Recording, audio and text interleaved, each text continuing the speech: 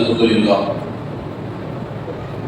لله نحمده ونصلي على رسوله النبي الكريم وما بعد فأعوذ بالله من الشيطان الرجيم بسم الله الرحمن الرحيم ذلك الكتاب لا ريب فيه قال الله تبارك وتعالى قل لا أسألكم عليه أجرا إلا المودة في القربى صدق الله العظيم إن الله وملائكته يصلون على النبي يا أيها الذين آمنوا صلوا عليه وسلموا تسليما اللهم صل على سيدنا محمد وعلى آل سيدنا محمد وبارك وسلم صدق الله العظيم وصدق رسوله النبي الكريم ونحن على ذلك لمن الشاهدين والشاكرين والحمد لله رب العالمين. حضرات محترم، الحمدللہ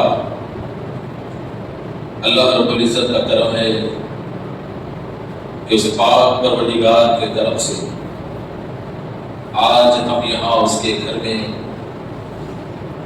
شب قدر جیسی عظیم رات کی نعمتوں سے مستفیض ہونے کے لیے بیٹھے ہوئے ہیں. اللہ تبارک و تعالیٰ کا خاص کرم ہم پر ہے کہ اس پروردگار نے ہم سب کو آج شب قدر جیسی عظیم رات عطا فرمائی، اور یہ ایسی عظیم رات ہے کہ اس رات میں عبادت کرنا 1000 مہینوں کی عبادت کا ثواب ہے. اور پھر یہ شب قدر یہ صرف انسانوں کی محفل کا نام شب قدر نہیں ہے، انسانوں کے آنے اور جانے کا نام شب قدر نہیں ہے، صرف انسانوں کے اٹھنے اور بیٹھنے کا نام شب قدر نہیں ہے، بلکہ پروردگار کہتا ہے کہ اس رات آسمانی دنیا سے فرشتے زمین پر اترتے ہیں، تو انسانوں کے درمیان فرشتے شامل ہونے والی رات کو شب قدر کہتے ہیں. اور یہاں تک آیا ہے کہ شب قدر ایک ایسی عظیم اور نازک رات ہے کہ اس رات فرشتے انسانی شکل میں اللہ کے بندوں سے مصافحہ کرتے ہیں. تو آج کی رات فرشتوں سے مصافحے کی رات ہے، اور نہیں معلوم کتنے خوش نصیب ایسے لوگ ہوں گے کہ جنہیں معلوم بھی نہیں کہ انسانی شکل میں فرشتہ ان سے مصافحہ کر کے نکل گیا. اور یہاں تک شب قدر کے بارے میں بیان کیا گیا ہے کہ فرشتوں کے امام حضرت جبریل علیہ السلام خود زمین پر نازل ہوتے ہیں اور اللہ کے بندوں سے انسانی شکل میں وہ مصافحہ کرتے ہیں. تو یہ فرشتوں کے نازل ہونے والی رات ہے، اور پھر اس رات کی نسبت قرآن سے ہو، اور قرآن سے اس رات کی نسبت ہونے کی وجہ سے اس رات کی اہمیت اور بھی بڑھ گئی. تو میرے دوستو، اللہ رب العزت کی جانب سے بندوں کی ہدایت کے لیے آسمان سے اترنے والی یہ آخری کلام جسے ام الکتاب کہا جاتا ہے، تمام کتابوں کی ماں کہا جاتا ہے، وہ قرآن مجید ہے. اور قرآن یہ ساری دنیا کے لیے ہدایت ہے، اور قرآن ہی حقیقت ہے، اور قرآن ہی اصل ہے. تو دوستو ذرا سوچو کہ جس رات اللہ نے قرآن کو نازل کیا، تو قرآن کے نازل ہونے والی رات 1000 مہینوں سے بہتر ہے. تو جس ذات پہ قرآن اتری پھر اس ذات کی عظمت کیا ہوگی؟ جس نبی پر قرآن نازل ہوا وہ نبی کی شان کیا ہوگی؟ تو جب تک رسول اکرم صلی اللہ علیہ وسلم کی عظمت معلوم نہیں ہوگی اس وقت تک قرآن سمجھ میں نہیں آئے گا. جب تک رسول اکرم صلی اللہ علیہ وسلم کی شان معلوم نہیں ہوگی اس وقت تک قرآن سمجھ میں نہیں آئے گا. تو قرآن سمجھنے کے لیے رسول اللہ کی محبت کا ہونا ضروری ہے. اور جس کے دل میں رسول اللہ صلی اللہ علیہ وسلم کی محبت ہوتی ہے پھر وہ قرآن پڑھ کر ہدایت پہ رہتا ہے، اور جس کے دل میں رسول اللہ کی محبت نہیں ہوتی وہ قرآن پڑھ کر بھی گمراہ رہتا ہے۔ تو قرآن ہدایت بھی ہے، قرآن گمراہی بھی ہے، اور ان دونوں کا پیمانہ رسول اللہ کی محبت ہے، ان دونوں کا پیمانہ رسول اللہ کی عظمت ہے۔ تو تمہارے نظر اور تمہارے دل میں جس طریقے سے رسول اللہ کا نقشہ رہے گا ویسے قرآن ہمیں سمجھ میں آئے گا، اس طریقے سے لوگ قرآن پہ عمل کریں گے۔ اور میں دیکھیے کہ آقائے دو عالم صلی اللہ علیہ وسلم کی ذات، کیا کہنے اس ذات کے میرے دوستو، کیا کہنے اس ذات کہ سب سے آخری نبی رسول اکرم صلی اللہ علیہ وسلم۔ تو ایک چیز یہاں میں آپ کو بولوں گا اور آپ بھی سوچیے کہ دنیا کا اصول ہے کہ جو آخر میں آتا ہے وہ اپنے پہلوں کو یاد کرتا ہے، ٹھیک ہے؟ استاد اپنے شاگردوں کو یاد، شاگرد اپنے استاد کو یاد کرتا ہے کہ میرے استاد ایسے تھے، ایسا ایسا کرتے تھے۔ پیر اپنے سلسلے کے بڑے بڑے بزرگوں کو یاد کرتے ہیں کہ ہمارے سلسلے میں ایسے گزرے، ایسے گزرے، ایسے گزرے۔ مرید اپنے پیر کو یاد کرتا ہے کہ ہمارے پیر صاحب ایسے گزرے، اور خاندان والے اپنے بڑوں کو یاد کرتے ہیں کہ ہمارے دادا ایسے تھے، ہمارے پردادا ایسے تھے، ہمارے سکر دادا ایسے تھے۔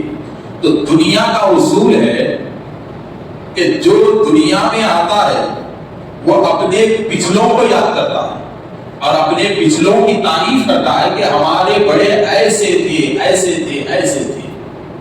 تو ذرا غور کیجیے کہ رسول اکرم صلی اللہ علیہ وسلم سب سے آخری نبی ہیں، مگر میرے نبی کتنے بلند ہیں۔ دیکھیے کہ آقائے دو عالم صلی اللہ علیہ وسلم سب سے آخری نبی ہیں، مگر میرے نبی کے آنے سے پہلے دور کو دیکھو کہ ہر ایک کے زبان پر نام محمد، چاہے وہ حضرت آدم ہو، چاہے شیش ہو، چاہے حضرت یونس ہو، چاہے حضرت یوسف ہو، چاہے حضرت ایوب ہو، چاہے سلیمان ہو، چاہے حضرت داؤد ہو، چاہے موسیٰ ہو کہ حضرت ہارون ہو، کوئی بھی نبی ہو، 1,24,000 نبی و رسول و پیغمبر جو کم و بیش دنیا میں گزرے ہیں یہ رسول اللہ صلی اللہ علیہ وسلم سے پہلے آئے ہیں، مگر انہوں نے رسول اللہ کے ذکر کو کیا ہے۔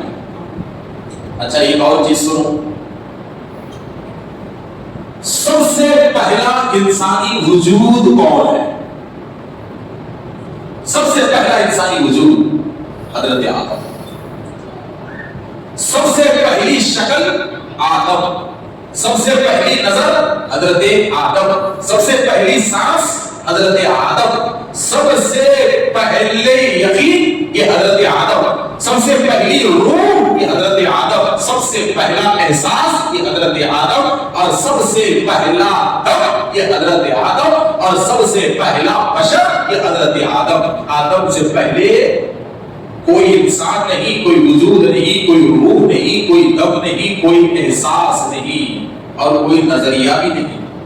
حضرت آدم سے پہلے اللہ نے حضرت آدم کو پیدا کیا، جسم میں روح ڈالی، بنانے والا خدا ہے، بننے والے آدم ہے، اور اللہ نے جیسا چاہا آدم کو بنایا۔ تو بنانے والا رب العالمین ہے، بننے والے آدم ہے، اور تیسری مخلوق وہاں فرشتوں کی ہے، اور فرشتے سمجھ گئے کہ انسان بن رہا ہے۔ اب فرشتوں کے علاوہ وہاں کوئی اور نہیں ہے، مگر ایک چیز میرے دوستوں، وجود تیار ہوا، جسم حضرت آدم کا تیار ہوا۔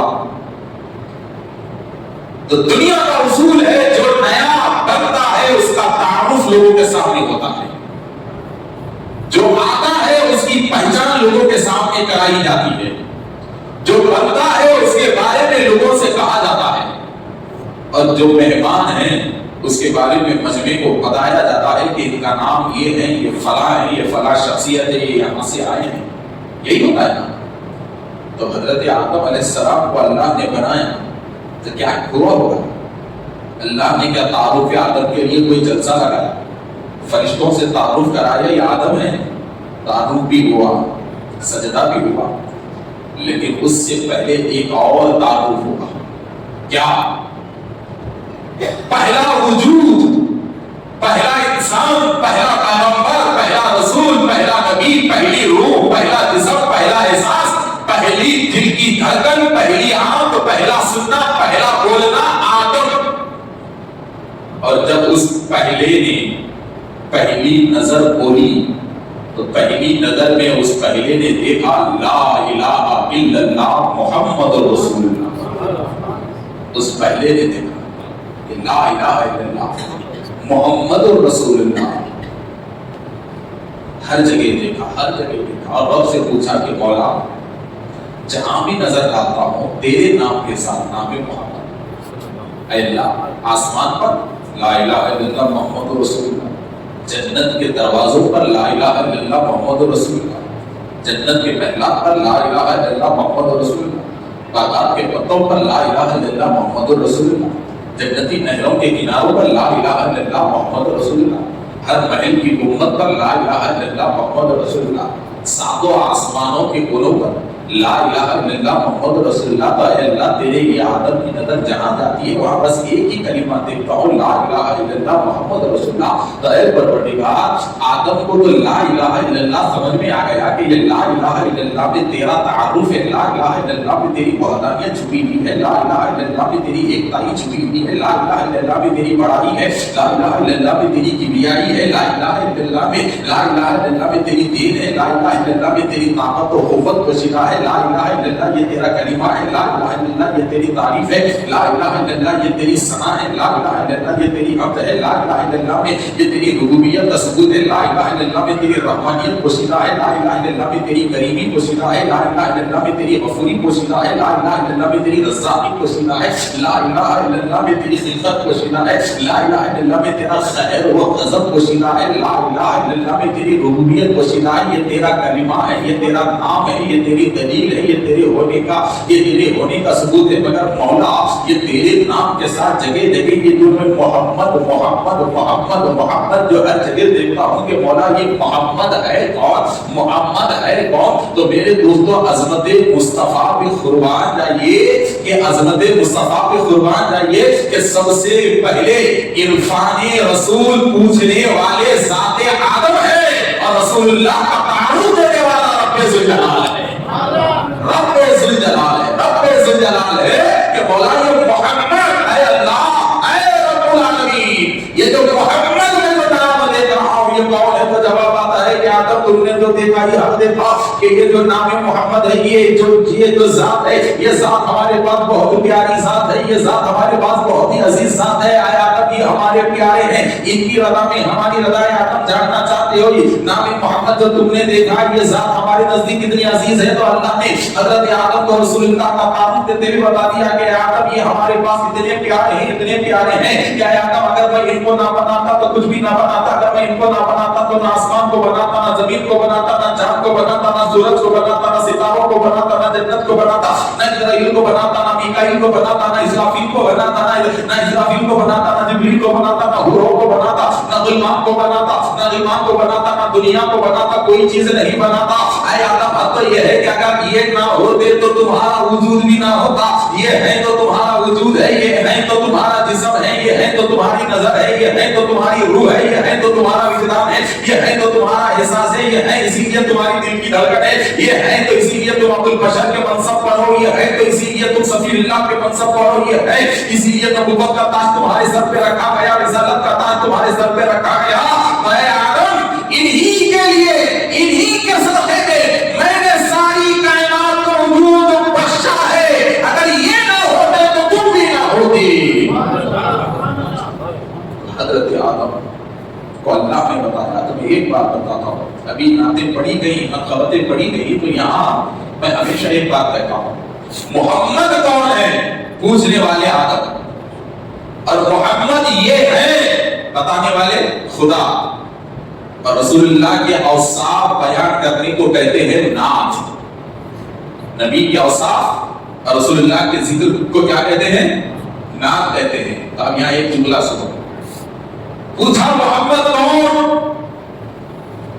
پوچھ رہے ہیں آدم، بتا رہا ہے بات سمجھ میں آ گئی کہ میرے نبی کی نعت کی تاریخ بہت پرانی ہے، اس لیے کہ سب سے پہلے نعت رسول بیان کرنے والا اللہ ہے، سننے والے آدم ہے۔ رسول اللہ کی نعت بیان کرنے والا اللہ ہے، سننے والے آدم ہے۔ تو جو سن رہے ہیں وہ آدم کی سنت پہ عمل کر رہا ہے، اور جو نعت پڑھ رہا ہے وہ خدا کے طریقے پہ عمل کر رہا ہے۔ حضرات محترم، تو اب جب دنیا میں آئے تو ہر نبی نے اپنی امت سے عہد لیا کہ تم رسول اللہ کا ادب کرو، نام محمد کا احترام کرو، احترام کرو۔ یہ نام محمد کتنا پیارا نام ہے، آپ کو معلوم ہے؟ اللہ نے اس نام کی حفاظت کا ذمہ کیسے لے رکھا ہے، کیسے لے رکھا ہے اس نام کی حفاظت کا ذمہ؟ دیکھیے کہ حدیث میں بزرگان دین لکھتے ہیں کہ ایک یہودی تھا جو تورات اور زبور بھی پڑھتا تھا، زبور پڑھتا تھا، تورات بھی پڑھتا تھا۔ تو تاریخ میں آتا ہے کہ ایک دن اس نے اپنی پچھلے نبیوں کی کتاب میں نام محمد کو دیکھا۔ تو چونکہ یہودی اور عیسائی شروع ہی سے رسول اللہ کے دشمن تھے، اور یہ واقعہ دور رسالت کا ہے، دشمن تھے، تو جہل پیدا ہو گئی نام محمد کو دیکھ کر تورات میں، زبور میں۔ اس نے فوراً کیا کیا؟ محمد جہاں ہے وہاں مٹا دیا۔ تو ایک جگہ محمد مٹایا، دوسرے دن پھر پڑھنے کے لیے کتاب کھول کے دیکھا تو ایک جگہ مٹایا تھا، 4 جگہ آ گیا۔ قدرتی طور پہ 4 جگہ آ گیا، تو حیران ہوں، اب 4 جگہ بھی مٹا دیا۔ تیسرے دن پھر کتاب کھولا تو 8 جگہ آ گیا، 8 جگہ مٹایا۔ جب چوتھے دن 12 جگہ، 5ویں دن 16 جگہ، ہر روز کوشش کرتا گیا، ہر روز 4 نام بڑھتے چلے گئے۔ تو بڑا حیران ہو گیا کہ ان کے نام کو میں مٹا نہیں سکتا ہوں تو ذات کیسی ہوگی؟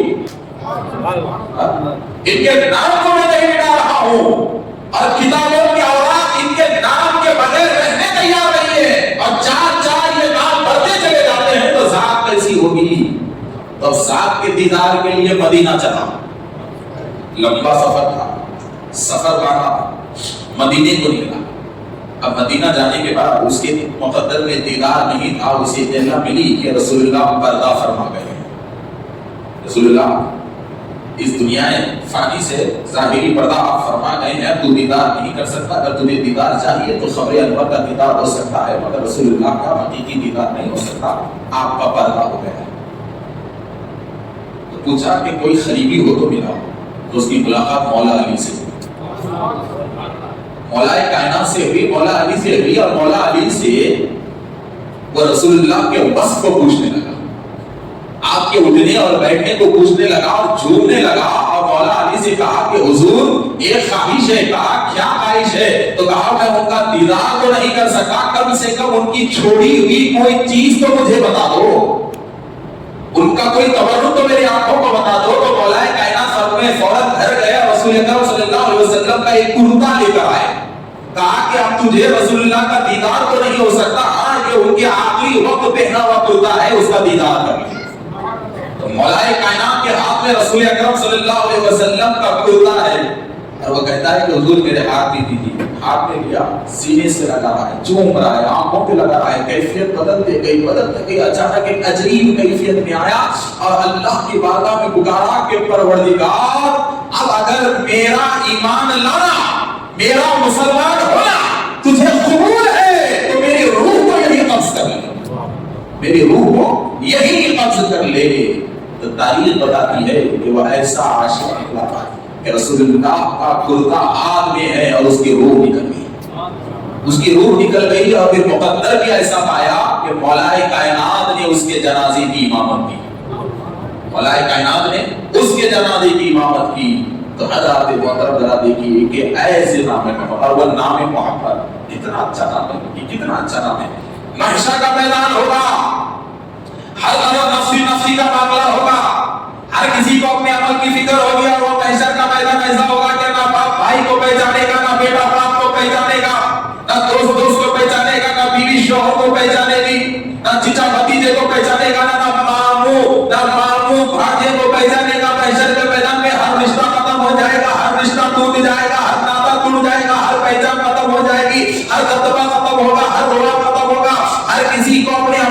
ٹینشن ہوگی کہ میرا کیا ہوگا، میرا کیا ہوگا، میرا کیا ہوگا، جنت میں جاؤں گا کہ جہنم میں جاؤں گا، جنت میں جاؤں گا کہ جہنم میں جاؤں گا، حساب چلتے رہے گا، ادھر لوگ حیرت سے کامتے رہیں گے۔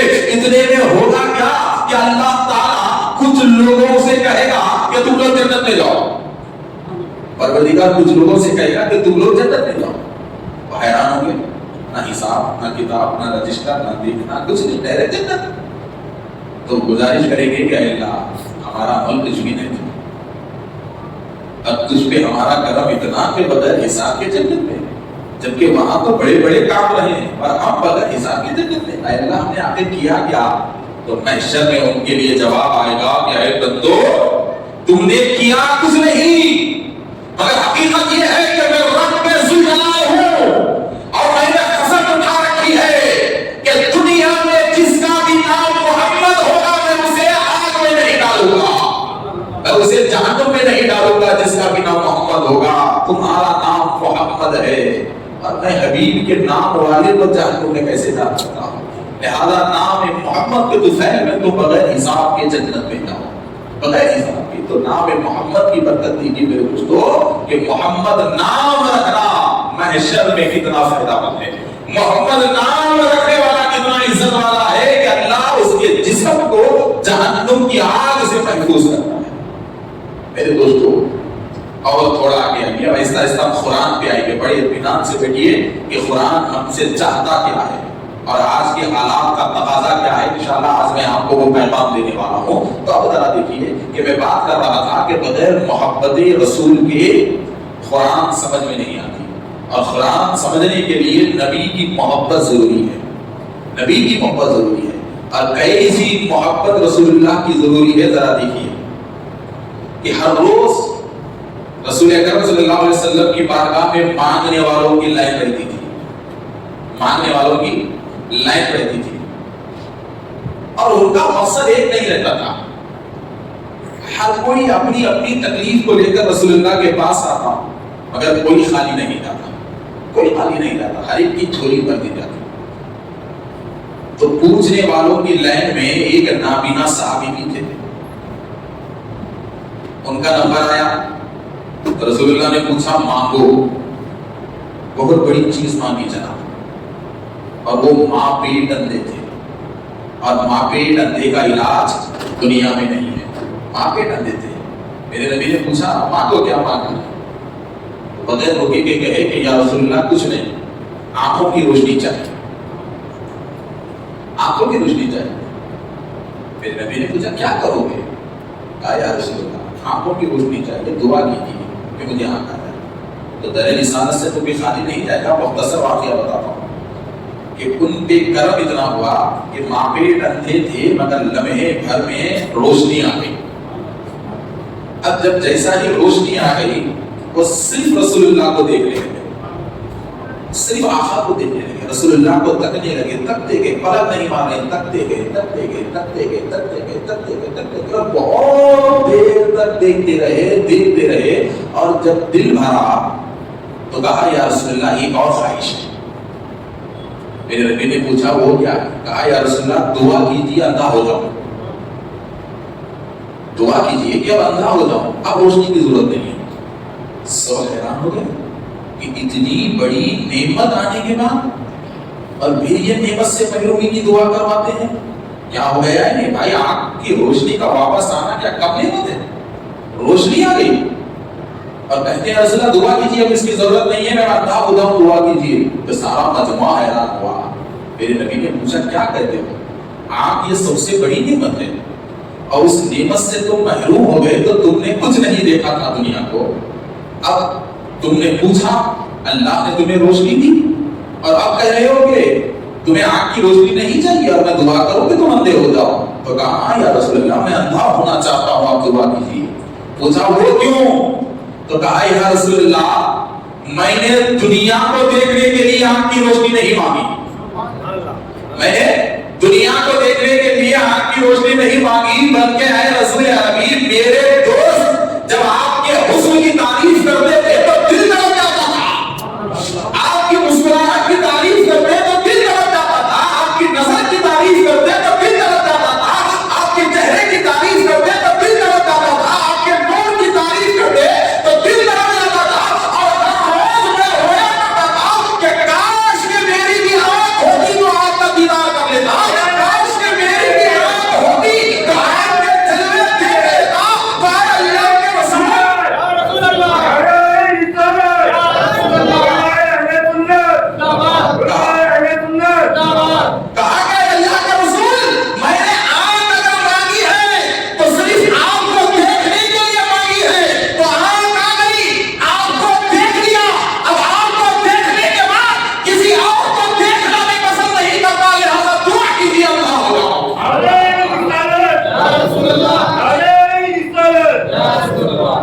آئے شیعہ محبت صاحب کہتے ہیں یا رسول اللہ آپ کو دیکھ لیا، اب آپ کو دیکھنے کے بعد اب میں یہ پسند نہیں کرتا کہ کسی اور کو دیکھوں، کسی اور کو دیکھوں، میں پسند نہیں کرتا یا رسول اللہ دعا کیجیے کہ میں اللہ ہو جاؤں۔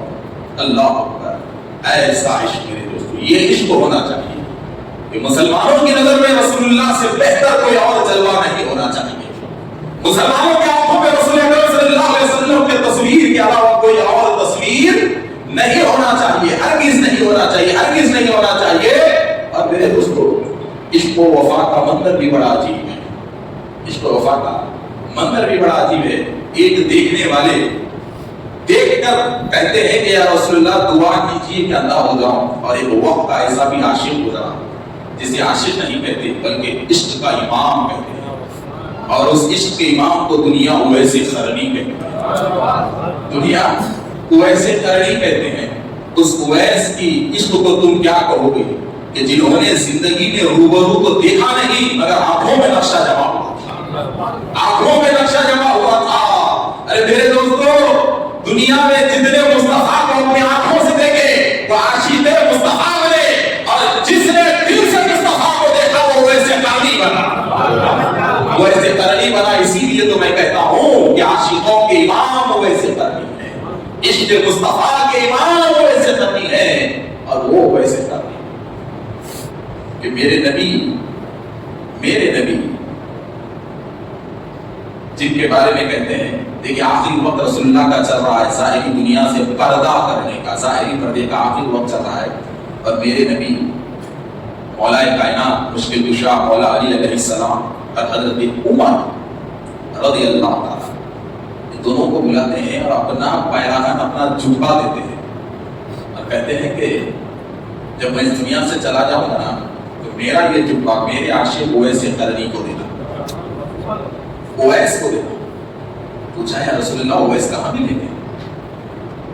یمن کے رخ کو بتایا، کہا جنگلات میں جاؤ، نشانی کیا ہوگی؟ کہا ہاتھ پہ بس کا دھبا ہوگا، بس کا دھبا ہوگا، سفید دھبا ہوگا، وہ اویس۔ خیر میرے نبی پردہ فرمائے، امانت دینے کی باری آئی، امانت دینے کی باری آئی، تو جلیل القدر صحابی اویس کو ڈھونڈنے کے لیے نکلے، اویس قرنی ساتھ میں مولا کائنات ہے، مشکل کشا ہے، باب العلم ہے، وارث نبی ہے، ذرا دیکھیے گئے اویس قرنی سے ملاقات ہوئی، کہا السلام علیکم، اویس نے کہا وعلیکم السلام، پوچھا کون؟ وقت کے مولا سے اویس حسین کون؟ تو وہ جملہ اویس کے لیے معاف تھا اس لیے کہ وہ مستی تھی عشق مصطفیٰ کہ اویس اتنی مستی میں چور تھے کہ دنیا میں چہرے رسول کے علاوہ کسی چہرے کو پہچانتے ہی نہیں تھے۔ کہا کہ اویس میں علی، اچھا آپ نے کہا کیا بات؟ پردے کی خبر سنا دی اور جبے مبارک دیا، کہا رسول اللہ نے تمہارے لیے بھیجا ہے، یہ نبی کا جبہ ہے۔ آئے آئے آئے دیکھیے کیا کیفیت تعلیم بھی ہوئی حضرت اویس پہ۔ مگر یہاں میرے نبی نے ایک بات کہی تھی کہ اویس کو خالی جھکا مت دینا بلکہ اویس سے یہ کہنا کہ میری امت کی مغفرت کی دعا کرے، اویس سے یہ کہنا کہ میری امت کی مغفرت کی دعا کرے۔ حضرت اویس قرنی مولا علی سے ایک سوال پوچھتے ہیں کہ حضور یہ بتائیے کہ آپ نے رسول اللہ کو دیکھا ہے؟ دیکھا ہے؟ حضرت عمر کے سامنے پوچھا کہ یہ کیسا سوال ہے؟ مولا کائنات نے کہا ہاں میں نے بھی دیکھا ہے، انہوں نے بھی دیکھا ہے۔ تو اویس مسکرائے کہا کہ نہیں دیکھا۔ کیا بولے نہیں دیکھا؟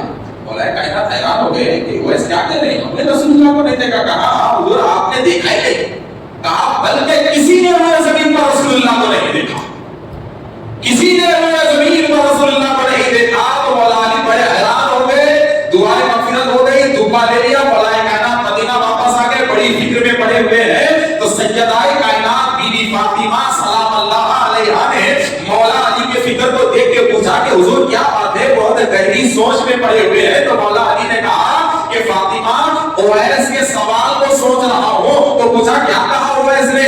اویس نے بڑا بھاری جملہ کہا۔ کیا کہا اویس نے؟ اویس نے کہا کہ کسی نے رسول اللہ کو دیکھا ہی نہیں، کسی نے رسول اللہ کو دیکھا ہی نہیں۔ تو سیدہ کائنات نے کہا بے شک اویس حق کہتے ہیں سوائے ایک کے،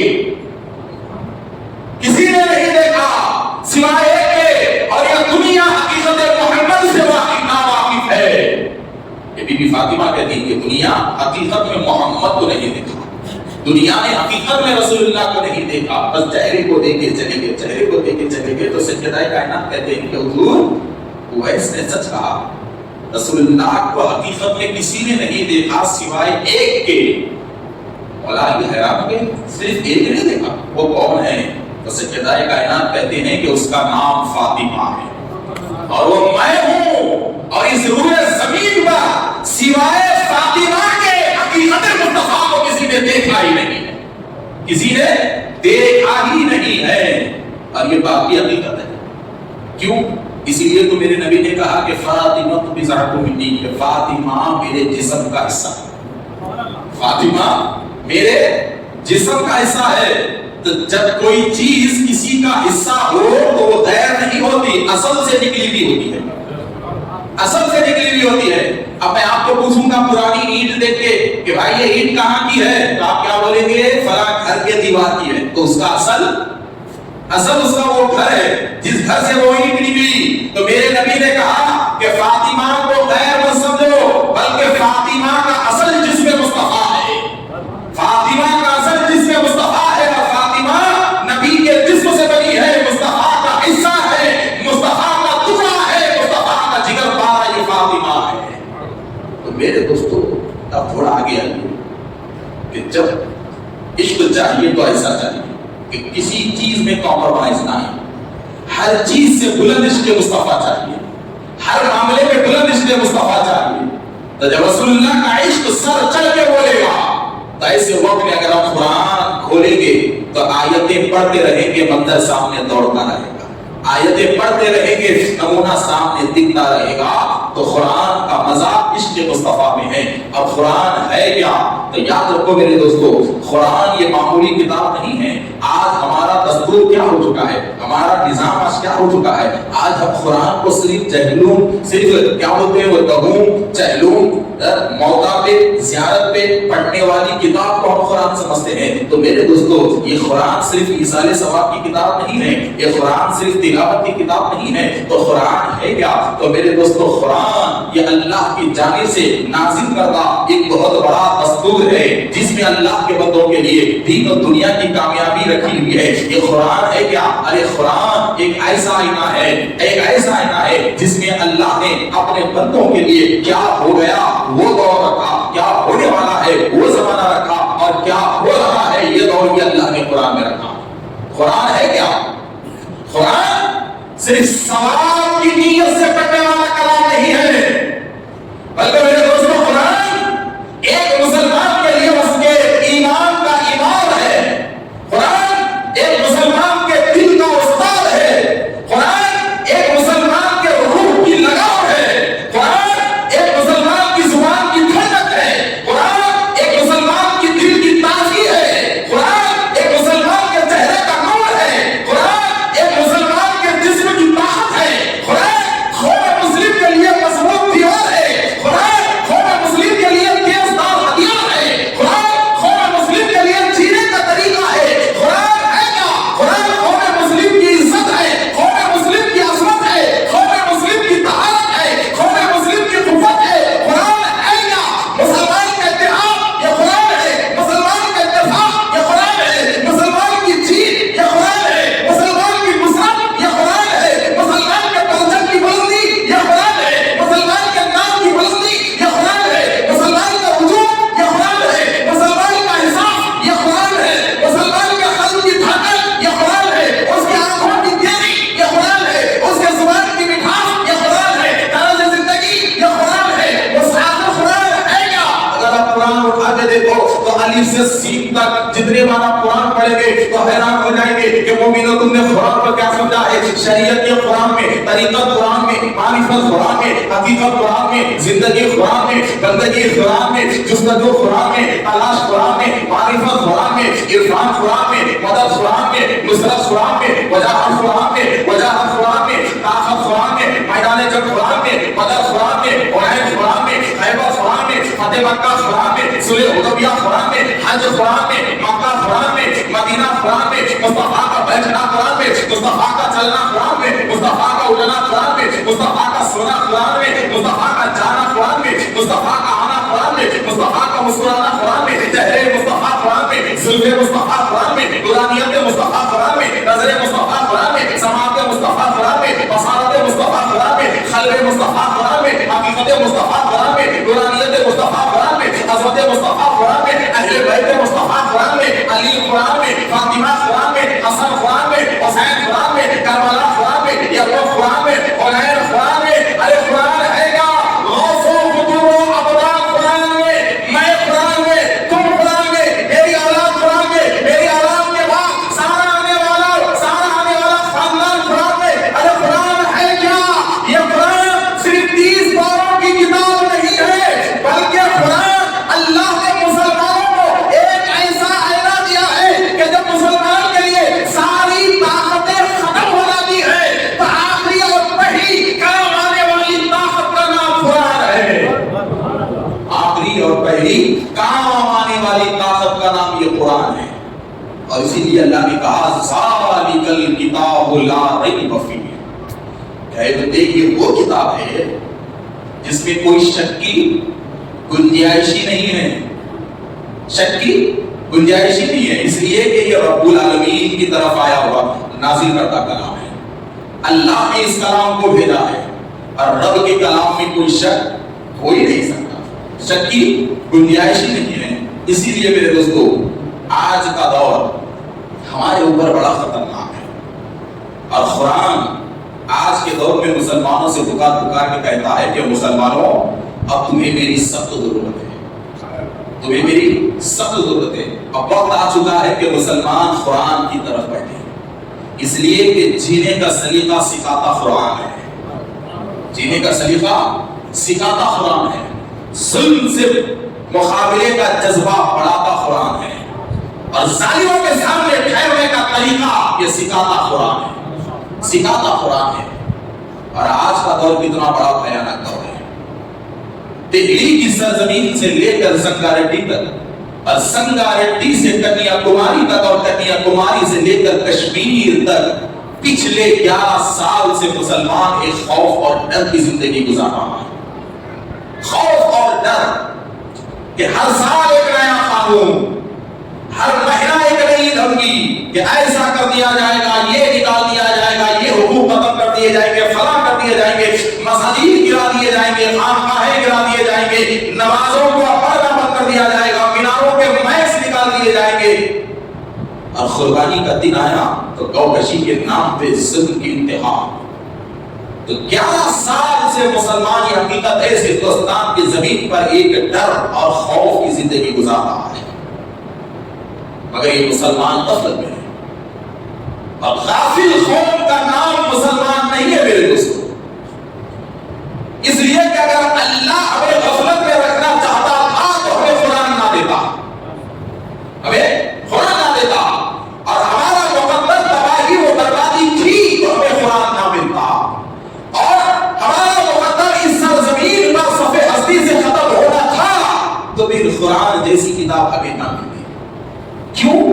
اس لیے کہ اللہ نے ہمیں اکیلا نہیں بھیجا ہے، قرآن جیسا ایک دستور جو ہر زمانے میں ہر حالت میں مسلمان کی ہمت بن کے ٹھہرتا ہے، ہر حالت میں مسلمان کی ہمت بن کے ٹھہرتا ہے۔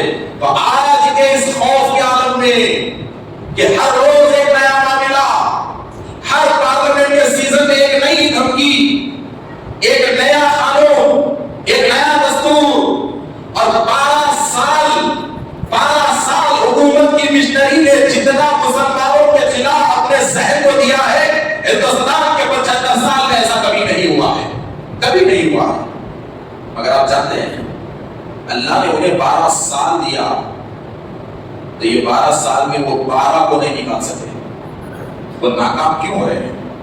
اس کی وجہ کیا ہے؟ تو اللہ یہاں پہ قرآن بندے کو ہمت دیتا ہے۔ کیا ہمت دیتا ہے قرآن معلوم ہے؟ کہ بندے کہ قرآن ہمت دیتا ہے۔ پڑھیے سورہ بقرہ پڑھیے، انشاءاللہ سورہ بقرہ کے خلاصے میں آ رہا ہوں، بڑے مزے کا خلاصہ ہے دیکھیے سورہ بقرہ کا۔ سورہ بقرہ پڑھیے، سورہ بقرہ میں موجودہ حالات اور اس کا طریقہ ملے گا۔ سورہ بقرہ میں بندے کو قرآن ہمت دیتا ہے. اگر کوئی سورہ بقرہ کو سمجھے گا نا تو یہ کیا ایسے 100 آ گئے تو بھی مسلمان نہیں ڈرتا. اگر قرآن سمجھنے کی ضرورت ہے. قرآن اگر سمجھا تو مسلمان کے سامنے کوئی ظالم نہیں ٹکتا میرے دوست. اور ہر ظلم سے چھوٹا نظر آتا اگر مسلمان قرآن کو سمجھ گیا. تو سورہ بقرہ میں مسلمان کو قرآن ہمت دیتا ہے. کیا ہمت دیتا ہے؟ لیکن پورے قرآن بھی ہمت دیتا ہے. مگر سورہ بقرہ ایک سبجیکٹ میں لے رہا ہوں, اس کی مثال کیا میں آپ کو بتاتا ہوں. کیا ہمت دے رہا ہے؟ ہمت یہ دیتا ہے کہ مسلمانوں حالات کی تنگی سے تم نہ ڈرو. ایک خلاصہ بتا, حالات کی تنگی سے تم نہ ڈرو. اگر حکومتی سطح پر بھی تمہارے لیے تمہاری گلیوں اور شہروں کو تنگ کیا گیا تو بھی تمہیں ڈرنے کی ضرورت نہیں ہے. پوچھا وہ کیوں؟ تو کہا تھوڑا قرآن پڑھو, تھوڑا قرآن پڑھو. اس لیے کہ جو تمہیں ڈرا رہا ہے کیا وہ فرعون سے بڑا بادشاہ ہے؟ کیا وہ فرعون سے بڑا بادشاہ ہے؟ جو تمہیں ڈرا رہے ہیں کیا وہ نمرود سے بڑے بادشاہ؟ جو تمہیں ڈرا رہے ہیں کیا وہ جالوس سے زیادہ طاقتور ہے؟ جالوس سے زیادہ طاقتور ہے؟ شداد و حمان سے زیادہ وہ طاقتور ہے؟ تو خدا کیا ہمت دیتا ہے کہ فرعون نے ٹکا اسلام کے سامنے, نمرود نے ٹکا اسلام کے سامنے. اور یہ فرعون اور نمرود کی حکومت تو پوری دنیا میں تھی, تمام پوری دنیا میں تھا. اور وہ نمرود جس کی حکومت پوری دنیا میں ہو, اللہ نے ایک ابراہیم سے کام لیا, ایک ابراہیم سے کام لیا. اور دنیا کا اتنا طاقتور بادشاہ نمرود کہ جب اس کے موت کا وقت آیا تو کوئی انسان اسے نہیں مارا, ایک مچھر نے اسے مجبور کر دیا. ایک مچھر نے اس نمرود کو مجبور کر دیا اتنے طاقتور بادشاہ کو کہ مچھر ناک میں گھس کر دماغ میں بیٹھ گیا اور وہ مچھر کے ڈنگوں سے مر گیا. نمرود مچھر کے ڈنگوں سے مر گیا. فرعون دریا میں ڈوب کر مر گیا. تو قرآن کہتا ہے کہ ارے مجھے دیکھ لے, مجھ میں بڑے راز چھپے ہوئے ہیں, بڑے ظالموں کے خون مجھ میں چھپے ہوئے ہیں کہ اسلام کے سامنے آدم سے لے کے اب تک کوئی ظالم نہیں ٹکا. تو قرآن کہتا ہے کہ مسلمانوں تمہارا مقدر تباہی نہیں ہے بلکہ کچھ دنوں کے لیے اللہ کا امتحان ہے. جب تم اللہ کے امتحان میں کامیاب ہو جاؤ گے تو جو تمہیں تباہ کرنے آیا تھا وہ تباہ ہو جائے گا, پھر تم آباد کیا آباد رہو گے, تم آباد کے آباد رہو گے. ذرا دیجیے میرے دوستو تھوڑا آگے آئیے. قرآن ہے سورہ بقرہ ہے. آگے سورہ بقرہ ہے کیا؟ تو اس کا ایک اور خلاصہ دیکھیے, بڑی اہمیت والا خلاصہ. یہ سورہ بقرہ کا بڑی اہمیت والا خلاصہ سورہ بقرہ کا. حضرت موسیٰ علیہ السلام کا ذکر اس سورہ میں. موسیٰ علیہ السلام کو اللہ نے دنیا کے سپر پاور بادشاہ سے ٹکر لینے کے لیے اتارا. اور اس وقت دنیا کی سپر پاور طاقت رکھنے والا فرعون تھا, اور فرعون سے بڑی طاقت اس دنیا میں نہیں تھی. حضرت موسیٰ اترے, اور حضرت موسیٰ کے پاس تھا کیا؟ ایک حکومت تھی, دوسرا اللہ کا بھروسہ تھا. تو حضرت موسیٰ علیہ السلام کی ہمت اور حقانیت کے سامنے سارے فرعونی حیران ہو گئے کہ کیا کیا. اور وہ دور جادو کا دور, بڑا ہی خطرناک جادو کا دور. اور ہر طرف مشہور ہو گیا کہ موسیٰ بھی بڑے جادوگر ہیں. تو کرے کیا؟ تو موسیٰ کو روکنے کے لیے فرعون نے طریقہ اپنایا. اپنے علاقے کے بڑے بڑے جادوگروں کو بلایا, کہا کہ اس کو جادو سے ختم کر دو, جادو سے ختم کر دو. دیکھیے قرآن بتا رہا ہے, قرآن میں ہے یہ, قرآن بتا رہا ہے جادو سے ختم کر دو. بڑے بڑے جادوگروں کو بلایا اور حضرت موسیٰ کو پیغام دیا گیا کہ اگر تم اپنے مذہب میں سچے ہو تو فرعون کے دربار میں آؤ, ان سے مقابلہ کرو. فرعون کو اپنے جادوگروں کے اتنا بھروسہ تھا کہ شہر کے بڑے بڑوں کو جمع کیا, اور اسے یقین تھا کہ آج موسیٰ بھی جائیں گے, اسلام بھی جائے گا. تو حضرت موسیٰ فرعون کے دربار میں آئے تو ہاتھ میں ایک لکڑی تھی, اور اللہ نے اس لکڑی کے بارے میں پوچھا. دل کا بھی یقین نہیں کہا موسیٰ پوچھا کہ موسیٰ آپ کے ہاتھ میں کیا ہے, آپ کے ہاتھ میں ہے کیا؟ جسے اسے موسیٰ کا کیا چل رہا ہے, آپ کے ہاتھ میں ہے کیا؟ حضرت موسیٰ نے کہا اللہ یہ لکڑی ہے جس سے میں اپنے کام نکالتا ہوں, بکریاں چلاتا ہوں, کبھی ٹیکے لگاتا ہوں, کبھی پھل توڑتا ہوں, دوسرے بھی کام میں نکالتا ہوں. یہ لکڑی ہے. تو اچھا یہ لکڑی ہے. تو گویا کہ حضرت موسیٰ کی توجہ پر دلانا تھا کہ تمہارے ہاتھ میں لکڑی ہے, تم خالی نہیں ہے. اور وہ لکڑی جنت کی تھی جو حضرت آدم لے کے آئے تھے. حضرت آدم اپنے ساتھ کیا کیا لائے معلوم؟ اکیلے نہیں لائے. ایک یہ لکڑی عصا موسیٰ, دوسرا عود اور لوبان کی جڑ, اور تیسرا حجر اسود. یہ تین چیزیں حضرت آدم جنت سے لے کر آئے. تو وہ لکڑی و عصا نبیوں میں منتقل ہوتے ہوتے حضرت موسیٰ کو ملی. اللہ نے پوچھا آپ میں کیا ہے؟ تو بولے میرا عصا ہے جس سے میں بکریاں چراتا ہوں, ٹیکا لگا کے بیٹھتا ہوں, پھل وغیرہ توڑتا ہوں اور دوسری بھی کام. اچھا ٹھیک ہے. فرعون کے دربار میں گئے تو ان کے ہاتھوں میں بھی لکڑیاں ہیں, ان کے ہاتھوں میں بھی رسیاں ہیں. تو دیکھا فرعون کے بڑے بڑے جادوگروں نے موسیٰ کو دیکھا, اعلان کیا گیا کہ موسیٰ یہ بہت بڑے جادوگر ہیں, تمہیں نکل لیں گے, تمہیں چھوڑیں گے نہیں, اس سے پہلے کہ تم اپنے مذہب کو چھوڑو. حضرت موسیٰ نے کہا نہیں, شرط مانوں گا, مقابلہ کروں گا. کہا مقابلہ تم کرو گے, ان کے جادو کا. کہا ہاں میں کروں گا. حضرت موسیٰ ٹھہر گئے فرعون کے دربار میں. پورے شہر کے بڑے بڑے رئیس, امیر, خاص لوگ پورے آ گئے. تو جادوگروں نے کیا کیا معلوم؟ حضرت موسیٰ کا گھیرا ڈالا. دیکھیں اکیلے موسیٰ تنہا ہے اور ظلم ان کے گول ہے, کفر ان کے گول ہے, ظالم ان کے اطراف ہے اور تنہا اکیلے موسیٰ ہیں. یہ قرآن کہتا ہے اکیلے تنہا موسیٰ ہیں. اور ان جادوگروں نے کیا کیا؟ اپنے ہاتھ کی رسیوں کو زمین پر چھوڑا تو بڑے بڑے اژدہے بن گئے, بڑے بڑے اژدہے, بڑے بڑے بڑے بڑے بڑے بڑے اژدہے بن گئے. اور حضرت موسیٰ کے سامنے وہ اژدہے آ کر منہ کھولنے لگے, نکلنے کو قریب آ رہے, نکلنے کو قریب آ رہے ہیں. تو جب حضرت موسیٰ نے اپنی گود اتنے بڑے بڑے اژدہوں کو دیکھا تو بڑے حیران ہو گئے. تو گویا کہ یہاں اللہ تعالیٰ درس دے رہا ہے کہ لوگوں یہاں موسیٰ کو دیکھو کہ موسیٰ اکیلے ہیں اور ظالم موسیٰ کے گول ہیں اور اژدہے نکلنے کو آ رہے ہیں. تو اس وقت موسیٰ کی نظر کہاں ہے؟ اللہ پر لگی ہوئی ہے, اللہ پر لگی ہوئی ہے. تو گویا اللہ قرآن میں درس دے رہا ہے کہ ظلم سے ڈرو مت. اگر ظالم کو کچلنے کی طاقت نہیں ہے تو کیا ہوا؟ تم جس رب کو مانتے ہو وہ رب تو طاقت والا ہے. تم جس رب کو پکارتے ہو وہ رب تو طاقت والا ہے. تم جس رب کے سامنے سجدہ کرتے ہو وہ رب تو سب سے زیادہ طاقت رکھنے والا ہے. تو اللہ کہتا ہے کہ بندے ہر دور میں تجھے ظالم گھیرا کریں گے تو ظلم کو طاقت مت سمجھنا, بلکہ طاقت تو تیرے رب کے پاس ہے. اپنی طاقت پہ بھروسہ مت کرنا, تیری طاقت تو کبھی بھی ختم ہو سکتی ہے. اپنے رب پہ بھروسہ کرنا, اللہ کی مدد تجھے ضرور کامیاب کرے گی, اللہ کی مدد ضرور کامیاب کرے گی. تو آج کا بھی دور اپنی طاقت پہ بھروسہ رکھ کے خاموش بیٹھنے کا نہیں ہے, بلکہ آج کا دور یہ احساس لے کر جینے کا ہے کہ حکومت کی طرف سے ظلم ہوا تو کیا ہوا, قانون کی طرف سے ظلم ہوا تو کیا ہوا, دستور کی جانب سے ظلم ہوا تو کیا ہوا. ارے کوئی حکومت میرے رب سے بڑی نہیں ہے, کوئی طاقت میرے رب سے بڑی نہیں ہے, کوئی قانون میرے رب سے بڑا نہیں ہے, کوئی دبدبہ میرے رب سے بڑا نہیں ہے.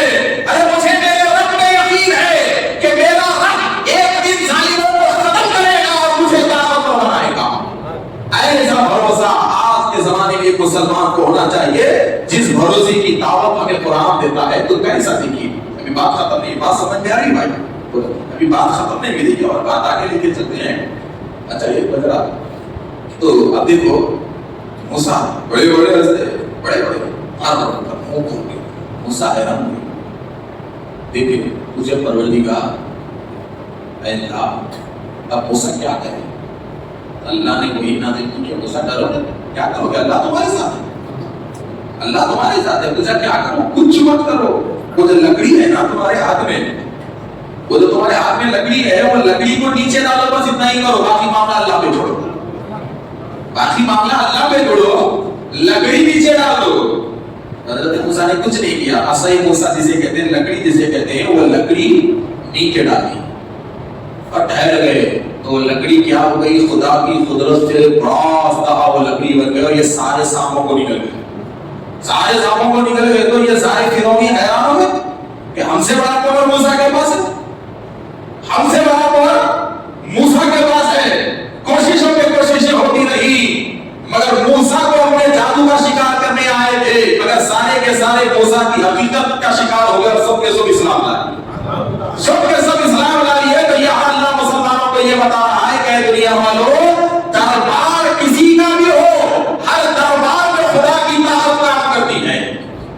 کوئی بھی دربار ہو, کوئی بھی بادشاہ ہو, بادشاہ کوئی بھی ہو, ظالم کوئی بھی ہو, اس کی طاقت اور اس کی ہمت صرف اور صرف انسان کے مجموعے میں رہتی ہے. مگر مسلمان اگر اکیلا بھی ہے تو خدا کی طاقت رکھنے والی قوم کا نام مسلمان ہے. اللہ رب العزت کی مدد اللہ فرعون کا دربار بتا کے کہتا ہے کہ درباروں کے ڈر کو چھوڑو، بادشاہوں کے ڈر کو چھوڑو، میرے دربار سے لگے رہو۔ جو میرے دربار سے لگا ہوا رہتا ہے کوئی دربار اسے ڈرا نہیں سکتا، کوئی دربار ڈرا نہیں سکتا۔ میری طاقت پہ بھروسہ کرو، جو میری طاقت پہ بھروسہ کر کے اس کی ذات پہ توکل کرتا ہے تو دنیا کی کوئی طاقت اسے جھکا نہیں سکتی، کوئی طاقت اسے جھکا نہیں سکتی۔ اب پھر آگے اللہ نے کہا وہ تو عز من تشاء و تذل من تشاء۔ ارے بندے ذرا مجھے دیکھ میں کون ہوں۔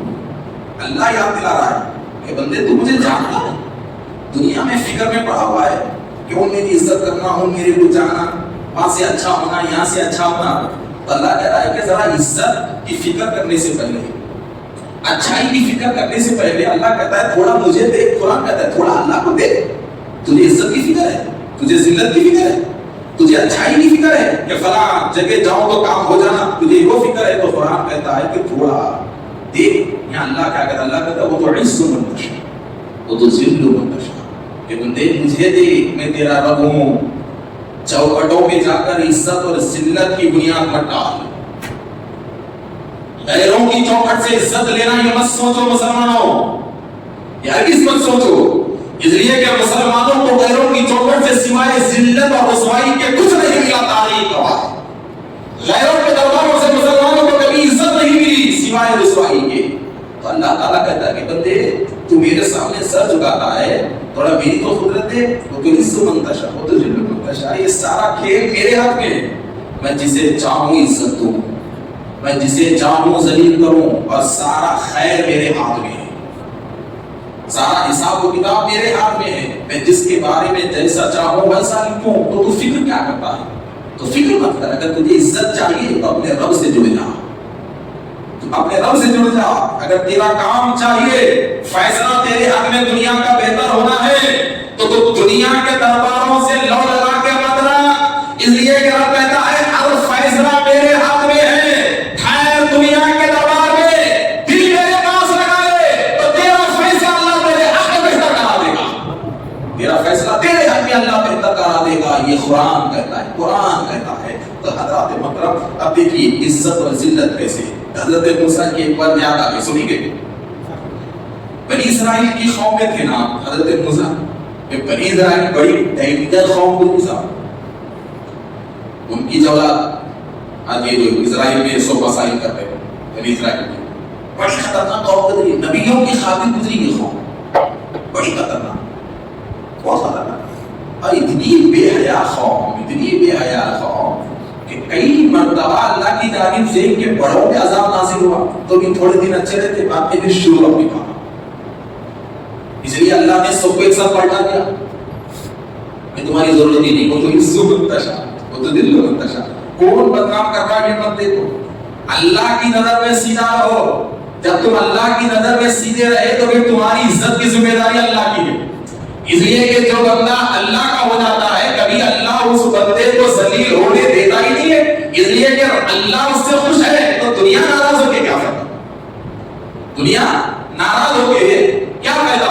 تو حضرات محترم دیکھیے اب تھوڑا آگے آئیے، تو یہ ہو گیا قرآن کا درس۔ اب پھر سورہ بقرہ کو اور دیکھیے گا، بقر کے معنی گائے کے ہیں، کیا ہے بقر کے معنی کیا ہے؟ گائے کے ہیں۔ تو کبھی آپ نے یہ سوچا ہے کہ گائے کے نام پہ یہ سورہ کیوں رکھا گیا؟ جواب ہو گئے نا آج کل، کبھی سوچے گائے کے نام پہ یہ سورہ کیوں رکھا گیا؟ تو حقیقت میں اگر سورہ بقرہ پڑھیں گے تو اس میں ایک ایسی گائے کا ذکر ہے کہ گائے کے ذکر کو آپ پڑھیں گے تو اللہ پہ بھروسہ مضبوط ہو جائے گا، اللہ پہ بھروسہ مضبوط ہو جائے گا۔ وہ کیا ہے دیکھیے، اس کا بھی خلاصہ میں آپ کو دیتا ہوں، ٹھیک ہے سنیں گے، اس کا بھی خلاصہ میں آپ کو دیتا ہوں کہ سورہ بقرہ میں یہ گائے آخر کری کیا اور اس کا ذکر قرآن میں آیا کہیں، قرآن میں کیوں آیا؟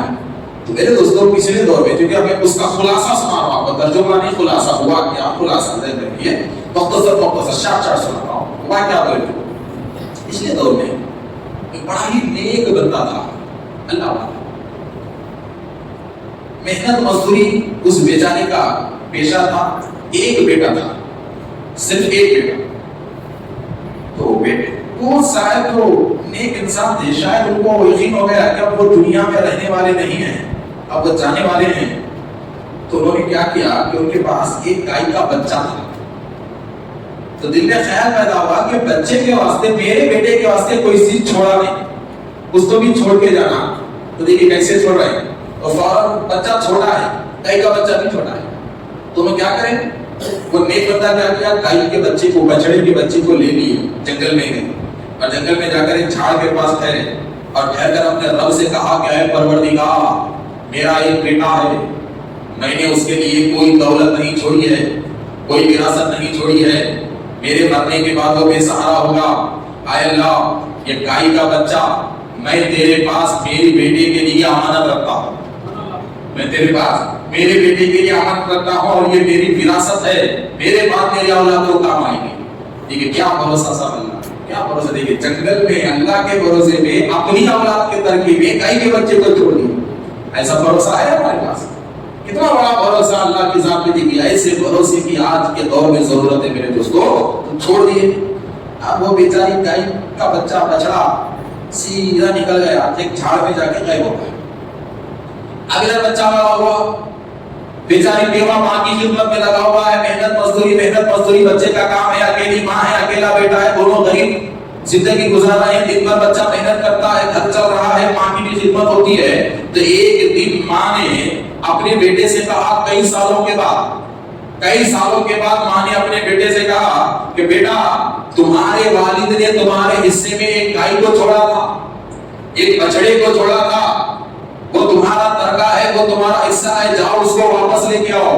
کیا بھروسہ ہے ماں کا بھی. دیکھیے کیا ایسا ماحول ہمارے عورتوں میں آج ملے گا کہ اللہ کے بھروسے پہ مضبوطی سے ٹھہرنے والے ملے گا؟ دیکھیے کیسے مضبوط بھروسہ تھا کہ زمانہ ہو گیا چھوڑ کر، اور آج بیٹے سے کہتی ہے کہ بیٹے دیکھو فلاں مقام پہ اللہ کی بارگاہ میں تمہارے والد نے امانت کے طور پہ چھوڑا تھا، اس جگہ جا کر لے کر آؤ. اور یہ بیٹا بھی دیکھیے کتنا پکا مسلمان تھا. یہ بیٹا بھی یہ نہیں کہتا کہ اپنی اتنے بھرے جنگل میں پتا نہیں 10 منٹ میں جانور کھا لیا ہوگا، شیر فلاں جانور کھا لیا ہوگا، اتنے سالوں کے بعد پیسے ملیں گے. نہیں، اللہ کے بھروسے پہ ٹکے رہنے والے کو مسلمان کہتے ہیں. اور ایسے مسلمانی کی ضرورت ہے میرے دوست، ایسی مسلمانی کی ضرورت ہے. تو فوراً وہ بیٹا گیا بے فکر ہو کے اس مقام پر ٹھہرا جو پچھلے کئی سال پہلے اس کا باپ ٹھہرا ہوا تھا، اور کہا کہ پروردگار، میرے باپ نے تیرے ذمے میرا حصہ دیا تھا، اللہ میں اسے لینے آیا ہوں. اتنا جملہ کہنا تھا، جس جھاڑ کے پیچھے جا کے غائب ہو گئی تھی اسی جھاڑ کے پیچھے سے نکلی، اچھی بڑی موٹی تازی ہو کے نکلی. اور ماں نے نشانی بتائی تھی کہ بیٹے دیکھو، اس کی پیٹھ پر سونے کی لکیری جیسی لکیریں رہے گی اور بڑی چمک رہے گی ان لکیروں میں. وہی لانا دوسری لینا، کلر بتایا تھا، ڈیزائن بتایا تھا، نشانیاں بتائی تھی، بڑی خوبصورت تھی. تو وہی نکلی. بیٹے نے دیکھا سونے جیسی لکیریں ہیں یا نہیں ہیں، بولا ہے، چمک رہی ہے، سیدھا کیے چلے گئے ماں کے پاس. جب ماں نے دیکھا الحمدللہ کہا کہ بیٹے ایک کام کرو، بازار جاؤ بیچ دو. پوچھا کتنے میں؟ کہا 3 دینار. کتنے میں؟ 3 دینار. کہا بیٹے 3 دینار سے زیادہ ہم کو ضرورت نہیں ہے، اتنے میں ہی بیچنا، زیادہ لالچ میں مت جانا، اس سے زیادہ لالچ میں مت جانا، اتنے ہی میں بیچنا. تو یہاں اللہ تعالیٰ بندوں کو بتا رہا ہے کہ اے بندوں سنو، دنیا میں ماں باپ کی فرما برداری سے کوئی بڑی چیز نہیں ہے، اور اللہ تعالیٰ بندے کا امتحان لیتا ہے ماں کے ذریعے، اللہ بندے کا امتحان لیتا ہے باپ کے ذریعے، اور ماں باپ کا امتحان لیتا ہے اولاد کے ذریعے. ماں باپ کا امتحان لیتا ہے اولاد کے ذریعے، یہ قرآن بتا رہا ہے. تو دنیا میں جتنے بھی لوگ ہوں گے، بیٹوں کے ذریعے ماں باپ آزمائے جائیں گے، اور بیٹے ماں باپ کے ذریعے آزمائے جائیں گے. اولاد کے حق میں ماں باپ جنت بھی ہے اور جہنم بھی ہے، اور بیٹے ماں باپ کے لیے جنت بھی ہے اور جہنم بھی ہے. 2 طرف کے حقوق کو برابر رکھا گیا ہے. اب ذرا دیکھیے میرے دوستوں کہ یہ ماں کا کتنا وفادار ہے.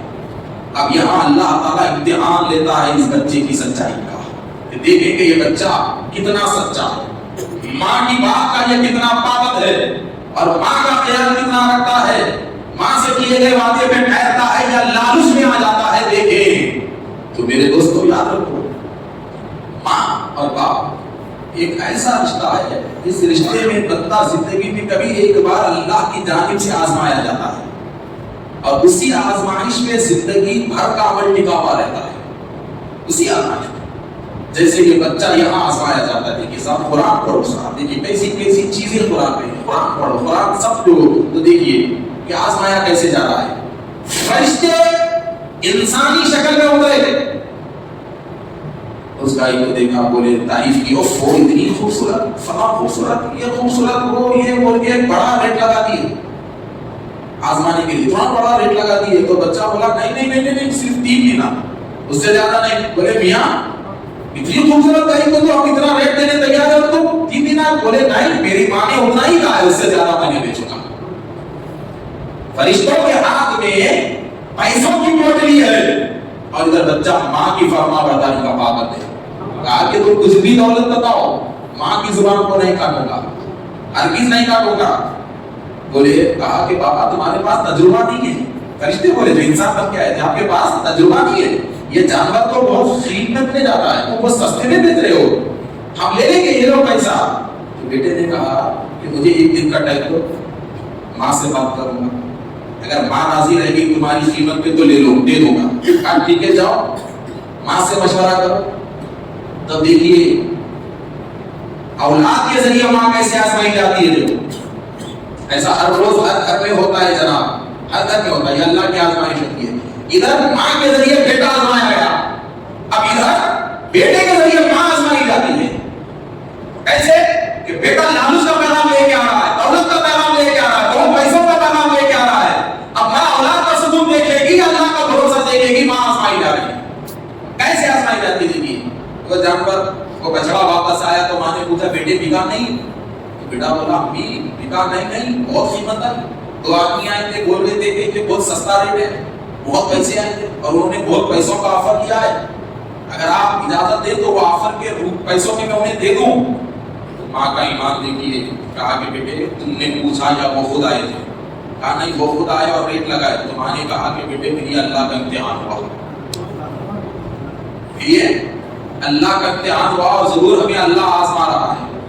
بیٹے کل بازار جاؤ اور تم ان کو بیچنا مت، بس ان کو یہ پوچھنا کہ بیچنے میں بھلائی ہے یا نہیں ہے، پہلے یہ پوچھ کے آنا۔ تو دوسرے دن بیٹا بازار گیا تو 2 فرشتے انتظار بن کے آئے، پوچھے پاپا کیا ہوا؟ بولے نہیں پہلے یہ بولو یہ جو بچڑے گائے کا بچہ جو بچڑا ہے اسے بیچنے میں ہماری خیر ہے یا نہیں ہے، یہ بولو۔ تو 2 فرشتے بولے میاں تم کامیاب ہو گئے، اللہ بہت بڑا انعام دے گا، اسے بیچو مت، ایک وقت ایسا آئے گا اس کی قیمت اس کا چمڑا بھر سونا ہوگی، اس کی قیمت اس کا چمڑا بھر سونا ہوگی اور اس وقت تمہارے سارے مسئلے ختم ہو جائیں گے۔ تو یہاں سورہ بقرہ کا یہ خلاصہ یہ درس دے رہا ہے کہ میرے دوستو آنکھوں کے سامنے دولت کی چمک کو دیکھ کر اللہ کو مت بھولنا، اس لیے کہ دولت یوں آتی ہے یوں جاتی ہے مگر رب ہمیشہ ساتھ رہتا ہے، اللہ ہمیشہ ساتھ رہتا ہے اور ہر چیز سے اللہ آزمانے والا ہے۔ اور ایک وقت زندگی میں ایسا آتا ہے کہ اللہ روپیوں کی چمک سے بھی ہمیں آزماتا ہے، اور ایسے وقت میں ہمیں یہی دیکھنا ہے کہ یہ دولت جمانے سے اللہ ہم سے راضی ہے یا ناراض ہے، اور یہ فیصلہ اللہ کے حوالے کرنا ہوتا ہے۔ تو حضرات محترم خیر، تو اب دیکھیے ماں کو آ کے بچہ بولا امی، وہ لوگ مشورہ دیے کہ بیچنا نہیں، ایک ٹائم اس میں چمڑا بھر سونا، اتنی قیمت اس کی آتی۔ امی کبھی ٹھیک ہے بیٹے مشورے پہ عمل کرو، اللہ کے بھروسے پہ زندگی گزارو۔ اب قرآن کیا کہتا ہے کہ تھوڑے دن گزرے کہ بنی اسرائیل میں ایک سیٹ کا قتل ہو گیا، جب سیٹ کا قتل ہوا تو گاؤں میں فساد پھوٹا، کیونکہ بڑا آدمی تھا۔ اب وہ فساد کیسے پھوٹا؟ کون مارا؟ شخص اور لوگوں پہ ان مارا، تو بدلہ کس سے لے؟ تو سارے گاؤں والے بولے چلو اللہ کے نبی موسیٰ کے پاس جاتے ہیں، جا کے فیصلہ کراتے ہیں کہ اس کا قاتل کون ہے، یہ سیٹ کا قاتل ہے کون؟ تو حضرت موسیٰ کے پاس گئے، بولے حضرت سبوں لوگوں پہ شک ہے، اگر ایسا رہے تو ایک دوسرے کو قتل کر کے یہ مر جائیں گے، اب آپ ہی بولیے کہ اس کا قاتل کون ہے، اس کا قاتل کون ہے؟ تو جتنے لوگ آئے تھے سارے سیٹ تھے۔ تو اللہ دیکھیے کہ جو بندہ اللہ کے بھروسے پہ رہتا ہے تو اللہ کیسے بہانے سے بندے کو نوازتا ہے۔ تو یاد رکھو غربت کو کبھی اپنا مقدر مت سمجھنا، غربت کبھی کسی بندے کا مقدر ہو ہی نہیں سکتی، اس لیے کہ اللہ غنی ہے اور غنی کا بندہ ہمیشہ کا غریب کبھی ہو ہی نہیں سکتا، اس کی شان کے خلاف ہے، اس کی شان کے خلاف ہے کہ غنی کا بندہ ہمیشہ کا فقیر رہے گا یہ اس کی شان کے خلاف ہے. مگر کیا کریں، قدرت کا اصول ہے کہ غربت سے بھی اللہ آزماتا ہے دولت کا دروازہ کھولنے کے لیے. تو غربت اللہ کی جانب سے دولت کے دروازے کی پہلی سیڑھی ہے، اور ہمیشہ غربت ہی اپنا مقدر سمجھنا یہ ناشکری ہے. غربت ہی اپنا مقدر سمجھ کر بیٹھنا یہ ناشکری ہے، اس لیے کہ تیرا رب غنی ہے، غنی ہے، اور اپنے آپ میں غریب ہوں یہ فائنل ہو کر بیٹھنا اس سے نا امید ہونا ہے، اور اللہ سے نا امید ہونا یہ رب کی نافرمانی ہے. اور اللہ اپنے نافرمان بندوں کو کبھی پسند نہیں کرتا، کبھی پسند نہیں کرتا. ایک بات ذہن میں بٹھا لو کہ غربت کبھی کسی کا مقدر نہیں ہوتی، بلکہ رب کا امتحان ہوتی ہے، اور وہ امتحان میں کامیاب ہوا تو پھر وہی غربت اس کے لیے نعمت کا ذریعہ بن جاتی ہے. مگر اسی غربت میں حرام کاموں میں وہ چلا گیا تو وہی غربت اس کے لیے وبال بن جاتی ہے، وہی غربت اس کے لیے تباہی و بربادی کا ذریعہ بن جاتی ہے. میرے دوستو تو ذرا اور آگے آئیے، یہ ہوا کیا؟ ختم ہوا نا. حضرت موسیٰ کے پاس آئے، بے فکر ہو، ٹاپک چینج نہیں ہوتی، ایک ہی پٹری پہ رہتے میں ٹرین کے جیسا. تو ذرا دیکھو موسیٰ کے پاس گئے، موسیٰ بولو کیا کرنا، آپ اللہ کے نبی ہے، آپ ہی یہ پرابلم کا حل نکال سکتے ہیں. حضرت موسیٰ کی جانب سے اللہ پہ حکم آیا کہ موسیٰ کو بولو ایک جانور ذبح کرے گائے، اور اس کی دم، اس کا گوشت ٹکڑے کر دیں، اس کی دم کی ہڈی لیں اور یہ مردے کے سر پہ مارے، وہ زندہ ہوگا اور قاتل کو انہیں بتا دے گا. ایک بہانہ تھا غریب کو نوازنے کا، ورنہ اللہ چاہے تو موسیٰ نہیں جاتے تھے. نبی کی ایک خاصیت ہوتی ہے غیر جانے کا، نہیں جاتے تھے. مگر وہاں تو اللہ کے بھروسے پہ یتیم تھا نا، اس کو نوازنا تھا یہ دولت مندوں کے ذریعے. حضرت دیکھیے میرے دوستوں بولے جاؤ تو اللہ کے فیصلوں پہ غور و خوض نہیں کرنا، اللہ کے فیصلہ سنتے ہی عمل کرنا. غور کر لیتے ٹھہرے تو پنشمنٹ رہتا. کیسا دیکھو اب لوگ خاموش جانا نہیں، اور ٹھہر کے بولے اچھا پہلا تو بہت ہے، بچڑیاں تو بہت ہے، مگر آپ یہ نہیں بولے وہ بچڑی کیسی رہنا، کالی رہنا، گوری رہنا، چھوٹی رہنا، بڑی رہنا، کتنے میں خریدنا. اور فوراً اللہ کی طرف سے حکم آیا موسیٰ ان لوگوں کو شرطاں بتا دو. اب دیکھیں حضرت موسیٰ کو اور خدا شرط بتا رہے، بول رہے کہ سنو وہ بچڑی درمیانی عمر کی رہنا، اس کی آنکھیں ہرنی جیسی تیز رہنا، اور اس کی پیٹھ پر سونے کے پانی کی جیسی لکیریں رہنا، اور وہ سستی نہیں رہنا، اس کی قیمت اس کا چمڑا بھر سونا رہنا.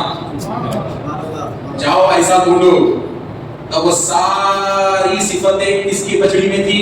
یہ بچے کی.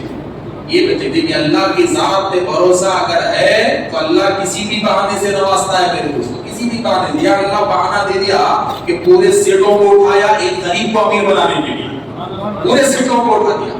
تب ذرا دیکھو اب یہ سارے سیٹ جانوروں کی بغل میں ڈھونڈتے رہے آخر وہ گاؤں کو پہنچے جس گاؤں کے گھر کے سہن میں یہ بچڑی بنی ہوئی ہے. دیکھے ارے آقا بھی ایسی ہے، وہ بھی ایسی ہے، چلو خوش ہو گئے. اب سیدھا بچے کے پاس بولے بابا بیچ دے.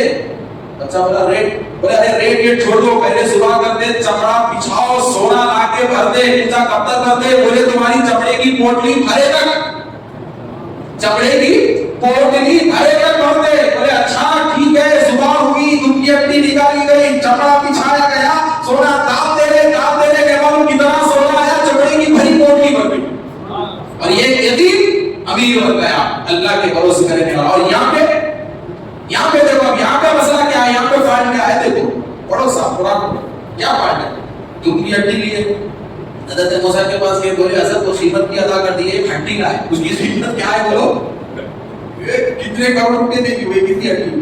حضرت موسیٰ بولے اچھا لا لیے، ایک کام کرو مردے کے سر پہ مارو. کیوں مارتے ہو گیا؟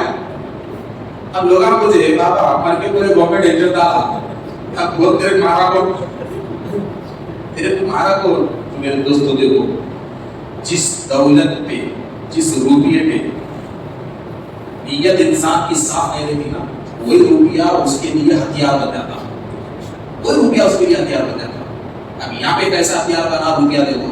اٹھا پوچھے بولو کون مارا تیرے کو؟ بولے میرے کو کوئی گاؤں والا مہاراج نہیں، یہ مردہ ہو رہا، کوئی باہر والا مہاراج نہیں، کہیں مارا رہے، کہیں کون مارے؟ بولے میرے چچیرے بھایا مارے. کہیں کے واسطے؟ حصے کے واسطے. قاتل گھر میں اس سے کیا واسطے مارے؟ تو گویا کہ میرے دوستوں یہ قرآن سمجھا رہا ہے کہ دولت مند بننا بھی اللہ کا امتحان ہے۔ جب دولت آ گئی تو یاد رکھو اللہ آزماتا ہے غریبوں کو تمہاری چوکھٹ پہ بھیج کر، اللہ آزماتا ہے غریبوں کو تمہاری چوکھٹ پہ بھیج کر، اللہ آزماتا ہے یتیموں کو تمہاری چوکھٹ پہ بھیج کر۔ یہ بس سمجھنا کہ ایک یتیم تمہارے گھر پہ آیا ہے، ایک غریب تمہارے گھر پہ آیا ہے، اس لیے کہ خیرات دینے سے پہلے فلسفہ سمجھو، یتیم بھی اسی اللہ کا بندہ ہے، تم بھی اسی اللہ کے بندے ہو، فقیر بھی اسی اللہ کا بندہ ہے، تم بھی اسی اللہ کے بندے ہو، غریب بھی اسی اللہ کا بندہ ہے، امیر بھی اللہ کا بندہ ہے، وہی اللہ جو رزاق ہے، وہی اللہ جو مالک ہے، مختار ہے، مگر تم امیر ہو، وہ غریب ہے، تو غریب آدمی، بھکاری اور یتیم امیر سے زیادہ مقام والا ہے۔ وہ کس لیے؟ اس لیے کہ میرے دوستو اللہ تعالیٰ یتیموں اور غریبوں کو امیروں کی آزمائش کے لیے ان کی چوکھٹ پہ کھڑا کرتا ہے، اور پیسے والے یتیموں غریبوں اور امیروں کے ذریعے آزمائے جاتے ہیں، ورنہ اللہ چاہے تو ان کو نہیں کھلاتا۔ آپ کو معلوم ہے خدا کی قدرت، سائنس بولتی کیڑے صرف سوراخوں میں نہیں رہتے، سائنس بلکہ ایک کیڑا پتھر کا بھی رہتا، ایک کیڑا، اور وہ پتھر گھوڑے تو باہر نکلتا۔ تو سائنس سوچی ان آکسیجن کہاں سے لیتا ہے، کھاتا کہاں؟ تو سالوں اس پہ ریسرچ ہوا تو وہ لوگ حیران ہو گئے کہ پتھر کا کیڑا کا رزق خود پتھر ہے، پتھر کے کیڑے کا خود رزق پتھر ہے۔ تو خدا کی قدرت دیکھو، اتنا بڑی پتھر کی چٹان، نہ ہوا اس میں جاتی، نہ روشنی اس میں جاتی، نہ کوئی رزق اس میں ہے، مگر اللہ تعالیٰ پتھر کے اندر بھی پتھر کے کیڑے کو رزق پہنچا رہا ہے۔ تو یتیموں اور غریبوں کو بیٹھے سے بھی کھلانے میں کیا کچھ کمی ہے اللہ کے پاس؟ نہیں، مگر اللہ تعالیٰ یتیموں اور غریبوں کو وہ غنی ہونے کے باوجود بھی امیروں کے امتحان کے لیے دنیا کی چوکھٹ پہ بھیجے گا، اور جب امیر اسے رسوا کریں گے تو اللہ اسی یتیم اور غریب کو ایسا دے گا کہ دنیا سمجھ ہی نہیں سکتی کہ اس کے پاس کیسے آ گیا، اس کے پاس کیسے آ گیا۔ تو ایک حدیث سنو، محشر کا میدان ہوگا، محشر کا میدان ہوگا، کچھ لوگ آگے آئیں گے، ٹھہریں گے، تو ان لوگوں سے اللہ سوال کرے گا، اے میرے بندے میں نے بھوکا تھا، بڑی عجیب حدیث ہے، اے میرے بندے، اللہ پوچھے گا محشر میں کون سے کیا پوچھے گا کہ اے میرے بندے میں بھوکا تھا، مجھے بھوک بہت لگ رہی تھی، تو بڑا امیر تھا، تو تھوڑے کھانے کے لیے میں تیری چوکھٹ پہ آ کے ٹھہر گیا تھا۔ اللہ کہے گا تھوڑے کھانے کے لیے میں تیری چوکھٹ پہ آ کے ٹھہر گیا تھا اور تجھے کھانا پوچھا اور تو نے مجھے بڑی حقارت سے بھگا دیا، بڑی حقارت سے بھگا دیا۔ اور کچھ بندوں سے اللہ کہے گا کہ بندے میں بڑا پیاسا تھا، پانی کے لیے تیری چوکھٹ پہ ٹھہرا تو تو نے مجھے بھگا دیا۔ تو معاشر حیران ہو جائے گا، اس لیے کہ اللہ الصمد لم یلد ولم یولد ولم یکن له کفوا احد، اللہ ہر چیز سے پاک ہے، نیند سے پاک ہے، بھوک سے پاک ہے، پانی سے پاک ہے، کھانے سے پاک ہے، شکل سے پاک ہے، ہر چیز سے اللہ پاک ہے۔ پھر یہ معاملہ کیا ہے؟ تو اہل محشر اللہ سے پوچھیں گے اے اللہ تو آخر ہمارے پاس آیا کب جبکہ تو ہر چیز سے پاک ہے، اور ہماری چوکھٹوں پہ تیری بھوک کو مٹانے کے لیے تو کھانا پوچھنے ہمارے پاس آیا تھا؟ تو اللہ کہے گا کہ ہاں، یاد کرو ایک دن جب ایک بھوکا فقیر تیری چوکھٹ پہ کھڑا ہوا تھا اور وہ بڑا بھوکا تھا، بھوک برداشت سے باہر اس کی چلے گئی تھی اور تڑپ کر اس نے تیری چوکھٹ سے کھانا پوچھا تھا، مگر تو نے اس بھوکے کو چھٹکی دے کے بھیجا دیا۔ تو رب کہتا ہے اگر اس دن تو اس کی بھوک کو مٹا دیتا تو تیری چوکھٹ سے تو بیٹھے بیٹھے وہی مجھے پا لیتا، وہی مجھے پا لیتا کہ تجھے اس دن ملنے والا تھا اور تیرے اور میرے ملنے کا وقت قریب ہوتا۔ تو حضرات محترم رب کہاں رہتا ہے؟ اللہ بھوکوں کی بھوک میں رہتا ہے، پیاسوں کی پیاس میں رہتا ہے، محتاجوں کی آگ میں رہتا ہے، غریبوں کی غربت میں رہتا ہے۔ اسی لیے اسلام نے کہا کہ اگر تم رب کو پانا چاہتے ہو تو چوکھٹ کے آنے والے غریب کو دھٹکار کر، اس لیے کہ غریب کی زبان میں اللہ رہتا ہے، تو غریب کی ضرورت کو پورا کرو، غریب کی زبان ہلے گی تو اللہ کے مقبول بندے ہو جاؤ گے۔ تو حضرات محترم کو سنے بغیر یہی تعلیم دیتا ہے۔ اب آئیے آخری بات دیکھیے کہ اللہ تعالیٰ کسی کو تباہ و برباد بھی کرنا چاہتا ہے تو کیسے ہوتا ہے؟ ذرا سوچو، اللہ کہتا ہے کہ تباہی میرے ہاتھ میں ہے، بربادی میرے ہاتھ میں ہے، زندہ بھی میں کرنے والا ہوں، مردہ بھی میں کرنے والا، بندوں سے کہتا ہے کہ بندو کسی کی تباہی سے تم ڈرنا مت. کوئی مٹانے آ جائے تو یہ مت سمجھنا تو مٹا دے گا. کوئی مارنے آئے تو یہ مت سمجھنا موت اس کے ہاتھ میں ہے. بلکہ رب کہتا ہے کہ ظالم کی موت بھی میرے ہاتھ میں ہے, مظلوم کی موت بھی میرے ہاتھ میں ہے. جو بھی مارنے آتا ہے نا, موت اس کے پاس ہماری نہیں رہتی, بلکہ اس کی اور ہماری دونوں کی موت تو اس کے ہاتھ میں ہے, رب کے ہاتھ ہے. تو ظالم کو موت دینے والا بھی اللہ ہے, مظلوم کو بھی موت دینے والا اللہ ہے. تو ایک دور آیا, بخت نصر بادشاہ, بڑا ظالم بادشاہ تھا, فلسطین پہ حملہ کر دیا. ٹھیک ہے, فلسطین کی تاریخ دے دو, آپ کو حکمت آئے گی. فلسطین پہ حملہ کر دیا, یہ بات کبھی ہے ہزاروں سال پرانی. فلسطین پہ حملہ کرا, 3 لاکھ قیدی بنایا. کتنے بنایا؟ اور وہ قیدیوں میں اللہ کے نبی حضرت عزیر بھی تھے. اللہ کے نبی حضرت عزیر بھی وہ قیدیوں میں تھے. تو میرے دوستو دیکھیے, تھوڑے فرار ہو گئے, تھوڑے چلے گئے, تو پورا فلسطین اب خالی ہو گیا. ایک گھر میں ایک انسان بھی نہیں ہے, جانور بھی نہیں ہے. پورے کے پورے قید میں 3 لاکھ لوگ, کوئی بھاگے, کوئی قید میں, کوئی غلام بن کے, کوئی فلاں بن کے. تو ہر دور میں فلسطین اجڑتا رہا, بنتا رہا, اجڑتا رہا, بنتا رہا. یہاں کیسا اجڑا, کیسا بنا دی, اجڑتا رہا, بنتا رہا. تو ان قیدیوں میں اللہ کے نبی حضرت عزیر بھی ہیں. ایک وقت ایسا آیا کہ اللہ نے حضرت عزیر کو قید سے آزاد کرا دیا. نبی کو قید میں کیسے رکھ سکتا ہوں؟ اللہ کی مدد ہے کہ آپ آزاد ہو گئے. تو آپ کیا کریں؟ کوئی بھی انسان تو اپنے گھر کو آتا نا, تو سیدھا ان کے گھر فلسطین کو آئے. آگے دیکھیں تو ایک بھی انسان نہیں ہے. اور انسان نہ ہونے کی وجہ سے باغوں میں پھل سڑ رہے ہیں, جھاڑوں میں, جھاڑوں کے پھل جھاڑوں ہی کو خراب ہو رہے ہیں, کوئی انسان ہی نہیں ہے. پورا گاؤں خالی, پورا گاؤں خالی, پورا گاؤں خالی. تو آبادی کے بعد اگر ویرانہ اکیلا انسان دیکھے تو کیسی پریشانی ہوتی, کیسی حالت ہوتی. تو جدھر دیکھ رہے ہو ادھر ہریالی ہریالی ہے, پھل ہی پھل ہے, پوری پھول ہے, مگر کوئی انسان وہاں پہ نہیں ہے. تو آپ کو بڑی تکلیف ہوئی. اور تکلیف ہونے کے بعد ایک جملہ نکلا زبان سے کہ یہ شہر تو پورا برباد ہو گیا, ایک جوڑا بھی اس شہر میں نہیں ہے, اب پتہ نہیں اللہ یہ شہر کو کیسے بسائے گا. یہ جملہ نکلا, کیسے بسائے گا. تو اللہ اچھا ہو جائے, اللہ کیسے بسائے گا. ٹھیک ہے, تمہیں بتائیے. اب کیسے بتایا اللہ؟ حضرت عزیر علیہ السلام کیا کرے گا, انگور کے پیڑ کے نیچے ایک انگور کے باغ میں بیٹھ گئے, انگور توڑے, جوس نکالا. وہ زمانے میں جو طریقہ تھا, جتنا پینا تھا پی لیے, باقی کا چمڑے کا جو پیپا ہوتا ہے نا, چمڑے کے پیپے میں ڈال لیے, آگے کام آئے گا. اب گدھے پہ بیٹھ کے آئے تھے آپ, وہ زمانے میں گدھا سواری تھا, تو گدھے پہ بیٹھ کے آئے تھے. اب وہ گدھے کو باندھی ایک جگہ, انگور کا جوس پی لیے, جو بچا وہ چمڑے کے بیگ میں بندی کر رکھ لیے, سو گئے, نیند لگ گئی. اب جب نیند لگی تو نیند خوشحال ہوئی, نیند لگی, اب سوئی سو بندہ اٹھتا نا, تو نیند لگی, آنکھاں کھولے اٹھ گئے. اب جیسا ہی اٹھے تو اللہ نے حضرت عزیر سے پوچھا کہ عزیر کتنی دیر سوئے. یہ میں آپ کو قرآن بتا رہا ہوں, قرآن پوچھا کہ عزیر کتنی دیر سوئے. تو حضرت عزیر نے کہا بس کچھ گھنٹے, کچھ دن. اللہ نے کہا جاننا چاہتے ہو, جاننا چاہتے ہو کتنا سوئے؟ تو پوچھا ہاں. بولو تمہارا گدھا کہاں ہے؟ بولے نہیں پتا, نہیں ہے, سڑ کے ہڈیاں ہو گیا. گدھا سڑ کے ہڈیاں ہو گیا. بولے اپنے گدھے کو صحابہ دیکھ کر, ڈھانچے کو دیکھ کر بڑے حیران ہوئے. بولے ہاں. اللہ بولا موسیٰ, اے عزیر ایک دن نہیں, 2 دن نہیں, 100 سال سوئے. کتنے؟ 100 سال سوئے. اب تم یہ بولے تھے نا کہ اللہ شہر کو کیسے بسائے گا, تو 100 سال کے بعد اٹھا رہا ہوں. خدا کی قدرت دیکھو, اپنے گدھے کو دیکھو, انگور کے جوس کو دیکھو.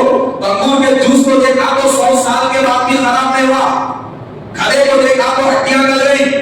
اور جب شہر کو دیکھا تو پورا شہر بسا ہوا ہے, پورا شہر بسا ہوا ہے, پبلک ہی پبلک ہے. تو اللہ نے کہا کہ اسے 100 سال سوئے, 100 سال سوئے. پورے جسم کو دیکھنے لگے کہ 100 سال سو کے اٹھے, تو جسم تو جسم, جو کپڑے پہن کے سوئے تھے وہ بھی پہنے نہیں ہے. باغ میں ذرا برابر فرق نہیں ہے, انگور کے جوس میں ذرا برابر فرق نہیں ہے, مگر گدھا ڈھانچہ بن کے بنا ہوا ہے. اور اللہ نے گدھے کو محفوظ کیوں نہیں رکھا؟ اس میں بھی ایک راستہ عزیر کو بتانا تھا اللہ کیسے کرتا ہے. تو فوراً اللہ نے کہا کہ عزیر جاننا چاہتے ہو اللہ زندگی اور موت کیسے دیتا ہے؟ کہا ہاں. تو ٹھیک ہے, ذرا اپنے گدھے کو دیکھو. کہ اللہ کیسے زندگیاں دیتا ہے، کون دیتا ہے؟ تو اللہ کا حکم ہوا تو جتنے ڈھانچے کی ہڈیاں الگ الگ ہو گئی تھی نا گدھی کی، سارے جڑ گئی، ڈھانچہ بن گیا، گوشت لگ گیا، چمڑا آ گیا، روح آ گئی، کھانا بھی پہلے جیسا ہو گیا، پھر پہلے جیسا ہو گیا۔ تو میرے دوستوں دیکھیے بات بڑھتے چلی جا رہی ہے، جملے کو سمیٹتا ہوں کہ حضرت عزیر 100 سال کے بعد اٹھے، آبادیاں بس نہیں، کرتا بھی میلا نہیں، بال بھی خراب نہیں، ناخن بھی خراب نہیں، چہرہ بھی خراب نہیں، حد تو یہ کہ انگور کا جوس بھی خراب نہیں۔ تو گویا کہ اللہ نے بتا دیا کہ لوگوں بربادی سے دنیا میں کبھی مت کرنا، اگر کوئی بڑی طاقت تمہیں تباہ و برباد کرنے کا دعویٰ لے کر ٹھہری تو تباہی و بربادی سے کبھی مت کرنا، اس لیے کہ مردوں کو زندہ کرنے والا، زندوں کو مردہ کرنے والا اللہ ہے، اور اس رب کے تم بندے ہو تو موت کوئی لے کر نہیں آتا، بلکہ ظالم اور مظلوم کی موت اللہ کے حق میں ہوتی ہے۔ تم زمین پر اللہ کا مضمون بھروسہ لے کے زندہ رہنا، اللہ کا مضمون بھروسہ ہی آج کے دور کا بہترین ہتھیار ہے، مضمون بھروسہ ہی آج کے دور کا مضمون ہتھیار ہے۔ اسی لیے میرے دوستوں دیکھیے، اسی لیے میرے دوستوں مجھے نکلنا بھی ہے، اس لیے کہ کل جمعہ ہے، جمعہ الوداع ہے، پھر وہاں پر بھی میرا بیان ہوتا ہے، محبوب نگر میں خطیب ہوں میں بھی، تو نکلنا ہے 10 منٹ میں جو ہے نا بات ختم کہ اللہ کا مضمون بھروسہ۔ اسی لیے ہم کہتے ہیں کہ قرآن پڑھو، قرآن سمجھو، اس لیے کہ قرآن یہ صرف اللہ کی کتاب نہیں ہے، چاہے امت ہو مومن ہے۔ آج کل ہماری حالت کیسی ہو یہ معلوم ہے، کبھی کبھار میں سمجھانے کے لیے ایک بات بولتا ہوں، کبھی کبھار بولتا ہوں، کیا معلوم آج کل ہماری حالت کیسی ہو گئی، میں آپ کو بولتا ہوں کیسی ہوگی، بڑے بہت سنو۔ یہ شادیاں ہوتے تھے تو شادیاں ہوتے نا، شادیاں کر لینا بھی اچھی بات ہے، جلدی کر لینا، تو شادیاں ہوتے ٹھیک ہے، اب صاحب حضرے کو کہ قاضی ہے اس بات سے بول رہے تو طرح دیکھو تو شادیوں میں آج کل کیا ہو رہا بولے تو سامان پہلے آ رہا دلہن بعد میں آ رہی، سسٹم بنا ہوا ہے، اس پہ بات کرنا نہیں میرے کو، مگر 3-4 دن پہلے شادی کا سامان لانے جاتے، تو شادی کے سامان لانے کے انتظار میں دولہے سے زیادہ دولہے کے دوست آ رہے تھے، دولہے کے دوست ہم میرے بھائیاں، دولہے کے میرے بھائیاں، چچیرے بھائیاں، بار بار پوچھتے کیا پٹے کب لانا ہے جہیز، کب لانا ہے جہیز، کب لانا ہے جہیز۔ اب جہیز لانے کا دن آ گیا تو چلو ہمارے پورے ہٹے کٹے نوجوان ٹریک پینٹ ٹی شرٹ ڈال لے کے کر کے چلو آج سامان لانا ہے، دلہن والوں کے بیٹھ کے نکل۔ اب نکلنے کے بعد وہاں گئے تو طاقت اور بڑھ جاتی، اب وہ کہیں بھی بڑھتی سب معلوم ہے، اور بھی بڑھ جاتی طاقت، اور جوش بڑھ گیا تو اس کو سب کو دیکھ لیا تو ختم، اور جوش بڑھ گیا اور طاقت بڑھ گئی، کمر میں دم نہیں رہتے بھی پہاڑ اٹھانے راضی رہتا ہوں تھوڑے لوگوں کو بتانے کے واسطے، تب طاقت بڑھ گئی۔ آپ بڑھتے کہ چلو الماری کرنے گئے تو ظاہر ہے تھوڑے دلہن والے رہتے بیٹھے جگہ اپنا سامان کیا آتی ہے وہ بتانے کے واسطے تو بڑے بڑے باتیں کرتے، بولے بھائی کیا سمجھ رہی ہے الماری کو، اور بائک کے بارے لگایا ان کو دینا، خاص طور پہ بارے لگایا، ٹیپ کر لیے ریڈی میڈ سمجھ رہے، بہت زبردست لوہا ہے، دیکھو ٹپ کیسی ہے وہ دیکھو، ایسے پتہ چلتے ہیں دلہن والوں کے۔ اب ادھر دولہے والے بولتے یار بڑا بول رہا ہے بھائی سوچو، اب لکھتا ہمارے لوگ جاتے اٹھانے بچے، اب رحیم، غفور، شبیر، سمیع، جبار، جاوید، یہ جتنے بھی ہے پورے مل کے ہماری اٹھائے، کوئی ادھر سے دلہن والا بولتا ہے بھائی دیکھیے الو اٹھاؤ بہت وزن ہے، آتا اٹھانے، ادھر سے جواب کیا تھا، ارے چھوڑ رہا تھا جس سے آئی اٹھا کے پھینکے سے یہ کیا بولتے، 3 کنٹل کی ہماری بھی ہمارے لوگ بڑے جوش سے ڈالو کہتا کنٹل کا ہے اکیلے اٹھا کے 3 کنٹل کا کیش، چلو بڑے بڑے وزن سامان بڑے جوش سے اٹھائے، تو اندر سے ڈبہ آتا اور آواز آتی ہے قرآن لو، اب قرآن کا نام آتے ہی یہ پورے ڈائگرام ہوتے قرآن لینا، اب ایک دوسرے کی صورت ایسا ہو رہا، ایک دوسرے کی صورت دیکھتے یوں یوں یوں، ابھی رحیم کیا کرتا، شبیر کو بولتا تو لے باپ کو، شبیر بولتا نہیں باپ وہ دوا کیا رہا تھا تیرا 20 دیوار میں مار کے آیا طہارت دل کیا ہوتا، بولتا ایسا، ادھر بازو والا بولتا ارے جاوید تو لے، بولتا نہیں رے بھائی کل طہارت ٹوٹی اب تک نہیں آیا، یہ حقیقت بولوں کل طہارت ٹوٹی اب تک نہیں آیا، افسوس کی تو آج کل کیا ہے معلوم ہے سسٹم، ہمارے نوجوانوں کی طہارت وہ ڈگری ہو گئی، حقیقت بات بولو ہمارے نوجوانوں کی طہارت بہت ڈھیلی ہو گئی، اب نوجوانوں میں ایک بڑا طبقہ تو اتنا ڈھیلا ہو گیا صرف جمعے کچھ رہی طہارت ہو رہی، جمعے کوئی طہارت نہیں، اب طہارت کو مذاق سمجھ گئے، میرے دوستو یہ جو طہارت اور وضو ہے نا، یہ طہارت اور وضو کو تم مذاق مت سمجھو.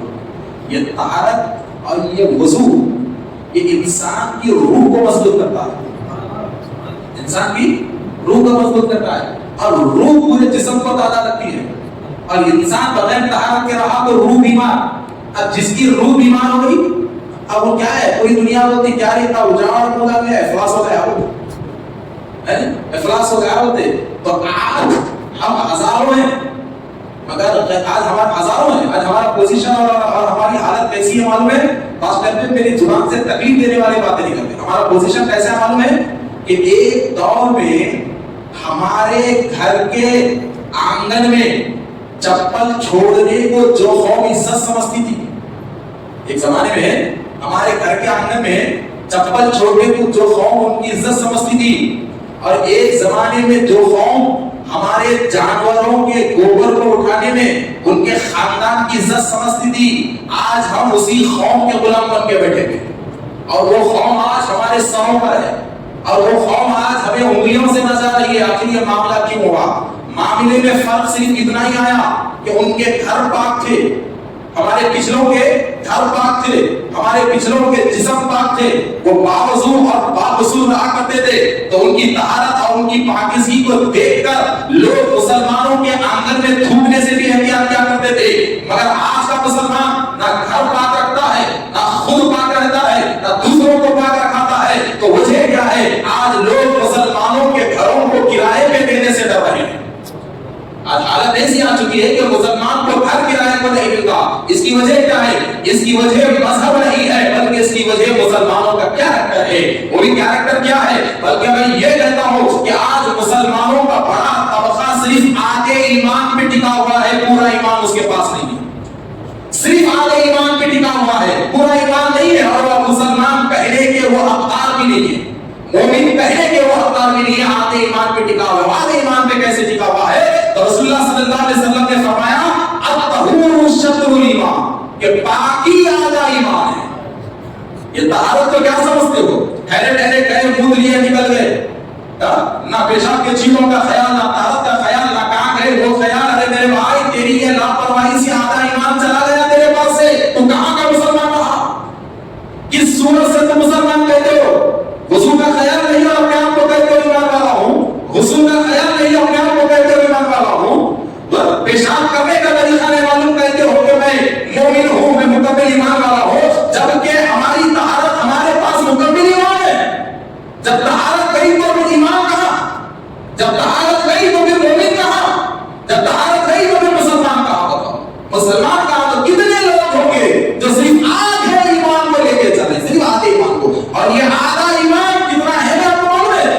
طہارت ہی پہ نماز، طہارت ہی پہ روزہ، طہارت ہی پہ تمہاری عبادت، طہارت ہی پہ تلاوت قرآن، طہارت ہی پہ وضو، اور طہارت ہی پہ ہر چیز اسلام کی رکھی ہوئی ہے. تو جب آدھا ایمان چلا گیا تو اللہ کی پوری عبادت ختم ہو گئی. جب اللہ کی عبادت ختم ہو گئی تو اللہ کے گھر سے وہ دور ہو گیا. جب اللہ کے گھر سے وہ دور ہو گیا تو ایمان سے بھی وہ دور ہو گیا. معمولی بغیر طہارت کے رہنا کتنا بڑا وبال، کتنا بڑا وبال آ رہا ہے میرا ذات. دیکھو میرے دوستو کتنا بڑا وبال آج حقیقت میں میرے دوستو آپ کو معلوم ہے آج سوچھ بھارت ابھیان پچھلے 12 سال سے ہندوستان میں چل رہا ہے. سینٹرل گورنمنٹ کی طرف سے 11 سال سے سوچھ بھارت ابھیان. اور وہ کس کی بنیاد پہ لا رہے ہیں؟ کس کی بنیاد پہ؟ ان کی مذہب کی بنیاد پہ کہ ہمارا مذہب پاک ہے، صاف ہے، سوچھتا چاہتا ہے. سناتن پاک اور صاف کرنے کا نام ہے، اور اسی ہماری طرف کی بنیاد پہ ہم ہر جگہ سوچھتا چاہتے ہیں اور بھارت کو بھی سوچھ بنانا چاہتے ہیں. اسی لیے سال میں ایک بار سوچھ بھارت ابھیان کہ ہر آدمی اپنے پوزیشن کو مٹا کر اپنے گلیوں کو صاف کرے. یہ ہے. اور جو تاریخ آتی ہے اس دن بڑا بڑا آفیسر بھی جھاڑو پکڑتا، سی ایم تک جھاڑو پکڑا ہوا آپ کو نظر آتا ہے. کچرا اگرچہ کہ ان کا کچرا بڑا پاک رہتا ہے. لوگوں کو راغب کرتے ہیں کہ ہم نے بھی جھاڑو پکڑا ہے تم بھی پکڑو. وہ فوٹو کا مطلب یہ رہتا ہے تو پورے دنیا صاف، سب صاف. مگر کبھی آپ نے سوچا ہے کہ آج 1400 سال کے بعد ہندوستان میں سوچھتا کا نعرہ ہم دیکھ رہے ہیں، مگر یہ سوچھتا کا نعرہ میرے نبی نے 1400 سال پہلے مدینے کے دربار میں بلند کیا تھا. اور مدینے کے دربار میں بلند کر کے کہا تھا کہ لوگوں راستے راستے کا پتھر ہٹانا بھی ثواب ہے، راستے کا کانٹا ہٹانا بھی ثواب ہے، راستے کی گندگی ہٹانا بھی ثواب ہے۔ تم صاف رہو، محلے کو صاف رکھو، گھر کو صاف رکھو، جسم کو صاف رکھو، اس لیے کہ صاف رہنا ہی اسلام ہے، صاف رہنا ہی اسلام ہے۔ بتاؤ اس ارشاد پہ کتنے لوگ عمل کریں؟ آج غیر قوم ہمیں یاد دلاتی ہے کہ تم گھر کو صاف رکھو، محلے کو صاف رکھو، غیر قوم ہمیں یاد دلاتی ہے، مگر ہم ہیں کہ نہ گھروں کو صاف رکھنے کو تیار ہیں، ہم ہیں کہ نہ خود صاف رہنے کو تیار ہیں۔ تو پھر بتاؤ ہم کہاں کے مسلمان ہوئے؟ ہم کہاں کے مسلمان ہوئے؟ کدھر کے مسلمان ہوئے؟ تو کوئی نوجوان آج قرآن اٹھانے کو تیار نہیں، بلکہ میں آپ کو بتاؤں آج مسلمان نوجوان اتنا کمزور ہو گیا ہے کہ ایمرجنسی حالت میں اگر اسے قرآن پکڑنے کا موقع آ جائے تو کوئی مسلمان نوجوان ایمرجنسی قرآن پکڑنے کی حالت میں نہیں ہے، ایمرجنسی قرآن پکڑنے کی حالت میں نہیں ہے، اس لیے کہ وہ اپنے طہارت کو سدھار کے رکھتا ہی نہیں۔ تو پھر کہاں کی مسلمانی میرے بھائی، کدھر کی مسلمانی میرے بھائی، جبکہ طہارت اور پاکیزگی بنیاد ہے ہمارے مذہب کی، بنیاد ہے۔ تو میرے دوست اسی لیے قرآن کہتا ہے کہ لوگوں یاد رکھو، مسلمان جسم کو پاک رکھنے والی قوم کا نام، دل کو پاک رکھنے والی قوم کا نام، زبان کو پاک رکھنے والی قوم کا نام۔ تو میرے دوستو قرآن کو پڑھو، قرآن ایمان ہے ہمارا، قرآن حکمت ہے ہماری، قرآن ایک دوربین ہے، قرآن ایک آئینہ ہے جو بندے کو ہر خطرے سے، ہر نقصان سے بچاتا ہے، ہر نقصان سے بچاتا ہے۔ جب سے ہم نے قرآن کو چھوڑ دیا حالات برے ہو گئے، حالات خطرناک ہو گئے، کتنے برے ہو گئے، کتنے خطرناک ہو گئے۔ دیکھیے صاحبہ بیٹھے ہوئے، صاحبہ کا ایک جملہ بول دے دو، کیا دل کا سکون، بات لمبی ہو گئی کیا، دل کا سکون۔ آج حقیقت بات ہے دنیا کے عرب پتی کے پاس بھی دل کا سکون نہیں ہے، کچھ نہ کچھ ٹینشن میں ہے، کچھ نہ کچھ ٹینشن میں ہے۔ میٹھی نیند نہیں معلوم کون سا، اب میٹھی نیند سونا بھی اللہ کا بڑا فضل ہے بھائی، دل کا سکون بھی ہے اللہ کی بہت بڑی نعمت، بہت بڑی نعمت، بہت بڑی نعمت اللہ ہے۔ تو دل کا سکون، تو یہ دل کے سکون کے واسطے کیا کیا کرنے معلوم؟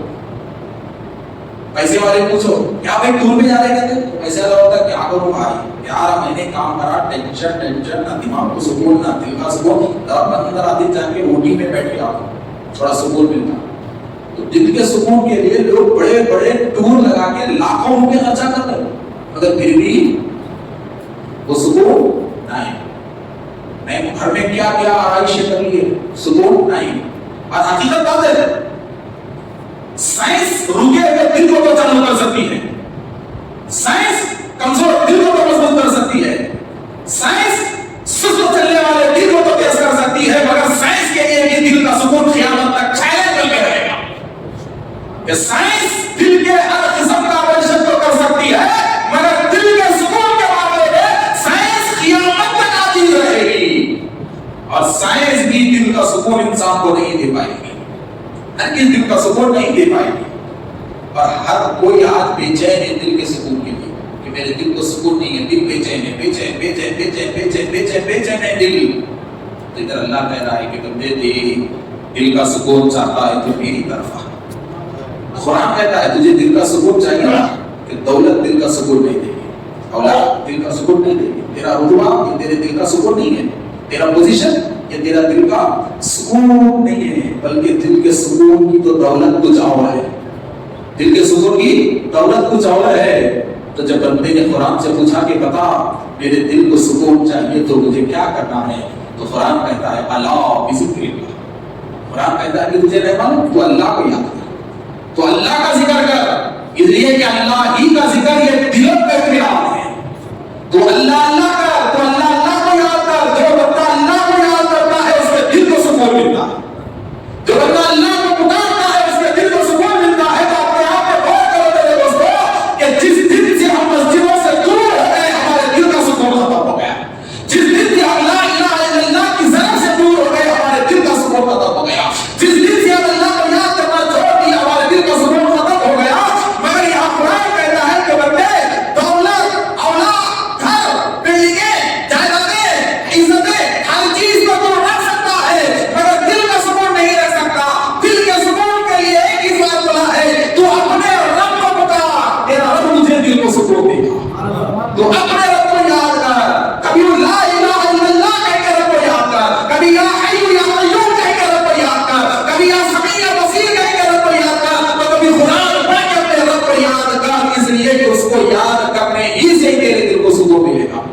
اور جب تک تو اسے یاد نہیں کرے گا دل کو سکون نہیں ملے گا. اب اور ایک چیز سنو, قرآن کا ایک اور آیت ذہن میں آئی, قرآن کا ایک اور فلسفہ, ایک اور قانون, ایک اور اصول میں آپ کو بتاتا ہوں. کیا اصول ہے؟ دیکھو صاحب, دنیا کا اصول ہے. کیا اصول ہے دنیا کا؟ اگر میں کسی کو یاد کروں تو کوئی مجھے یاد کرتا. یہ اصول ہے نا دنیا کا. اگر میں 10 لوگوں کو یاد کروں تو 5 تو مجھے یاد کرتے. میں کسی کو بھی یاد نہیں کرا تو کوئی مجھے یاد کرتا؟ بولو نہیں کرتا. کم سے کم سلام تو کرنا پڑتا, السلام علیکم بھائی بول کے. تو 10 لوگوں کو روز سلام کرے تو 5 تو بھی یاد رکھ کے دوسرے دن یاد سے سلام کرتے. اب میں کس کو بھی یاد نہیں کرا تو میرے کئی کو لوگ دعوت میں بولیں گے, میرے کئی کو لوگ میری موتا میں آئیں گے, کئی کو لوگ میرے اچھے برے میں آئیں گے. اس لیے کہ میں دنیا میں کسی کو یاد ہی نہیں کرا تو وہ لوگوں کے ذہن میں کئی کو رہوں گا. تو دنیا کا اصول ہے کہ دنیا میں ہم اپنوں کو یاد کرنا چاہیے تو اپنے بھی مجھے یاد رکھیں گے, ہے نا. تو ایک انسان دوسرے انسان کو دنیا میں یاد کیا تو دوسرا بھی اس کو یاد کرتا, اس کی خوشی میں, اس کی مصیبت میں. تو پھر قدرت کا اصول کیا ہے؟ تو قدرت کہتا, اللہ کہتا ہے فذکرونی, فذکرونی. اے بندے تو میرا اصول جاننا چاہتا ہے تو اللہ کہتا ہے کہ بندے دیکھ میرا بھی اصول یہی ہے, تو مجھے یاد کر, میں تجھے یاد کروں. اللہ کہتا ہے کہ بندے اگر تو مجھے یاد کرتا ہے نا تو میں تجھے خالی نہیں چھوڑتا, میں تجھے خالی نہیں چھوڑتا. یہ اللہ کا اصول ہے کہ پہلے بندے کو اللہ اللہ کہنا چاہیے تب جا کے نظر کرم ہوتی ہے. بندہ لاپرواہ ہے, بندے کو کوئی پرواہ ہی نہیں ہے, پھر وہ بین اللہ علی کل شیء قدیر ہے, کیوں تمہاری جوڑی بنے گا جبکہ تم کو اس کی پرواہ ہی نہیں ہے. اللہ بتا رہا ہے کہ بندے اللہ کچھ نہیں دے رہا, یہ شکوہ مت کرنا, یہ میرا قانون ہے, تو مجھے یاد کر, میں تجھے یاد کروں. اور پھر اللہ کہتا ہے کہ اے بندے دیکھ میں تجھ سے کتنی محبت کرتا ہوں, اگر تو مجھے اکیلے میں یاد کرا نا تو اس کے بدلے میں تجھے بہتر مجمع میں یاد کروں گا, بہتر مجمع میں یاد کروں گا. اگر تو میرے قریب چلتا ہوا آیا تو میری رحمت تیرے پاس دوڑتے بھی آئے گی. اور پھر اللہ ہے کہاں, رب کہتا ہے کہ بندے میں تیرے پاس تیرے وہم کے قریب ہوں, تیرے گمان سے بھی تیرے قریب ہوں میں. اور کوئی بتا سکتا ہے کہ اس کی سوچ اس سے کتنے قریب ہے؟ بولو, انسان میں اور اس کی سوچ میں کوئی فاصلہ ہے؟ انسان میں اور اس کے وہم میں کوئی فاصلہ ہے؟ انسان اور اس کے وہم میں کوئی گیپ ہے؟ بولو, کوئی گیپ نہیں ہے. مگر اللہ کہتا ہے اس سے بھی میں قریب ہوں, تیری سوچ سے بھی میں قریب ہوں. تو میرے اللہ جب تو میری سوچ سے بھی میرے قریب ہے تو پھر تو کیسا ہے؟ تو اللہ کہتا ہے بندے جیسا تیرا گمان ہے ویسا میں ہوں, جیسا تیرا گمان ہے ویسا فیصلہ تیرے حق میں ہے, جیسی تیری سوچ اللہ کے تعلق سے ہے ویسا ہی عمل اللہ کی جانب سے تیرے لیے ہے. تو اصول ہے کہ دنیا میں کامیابی چاہتے ہو تو اللہ کو یاد کرو, اللہ بھی تمہیں یاد کرے گا, اللہ بھی تمہیں یاد کرے گا. اسی لیے کہتے ہیں بھائی قرآن پڑھو, اور قرآن کو معمولی کتاب مت سمجھو. قرآن کھولے, شروع ہوا تو کہاں سے شروع ہوگا؟ الحمدللہ رب العالمین الرحمن الرحیم مالک یوم الدین ایاک نعبد و ایاک نستعین شروع ہوتا نا. تو قرآن کو آپ سمجھے کیا؟ صوفیاء کرام لکھتے ہیں کہ قرآن میں مطلبوں کا, راستوں کا اور کامیابیوں کا اتنا بڑا سمندر اللہ نے پوشیدہ رکھا ہے کہ ایک ایک لفظ کے ہزاروں معنی نکلتے ہیں. مولا علی مشکل کشا حیدر کرار علی ابن ابی طالب علیہ السلام کہتے ہیں کہ اگر میں سمجھوں تو صرف سورہ فاتحہ کی تفسیر اتنی لکھوں کہ 70 اونٹوں کا وہ بوجھ بن جائے.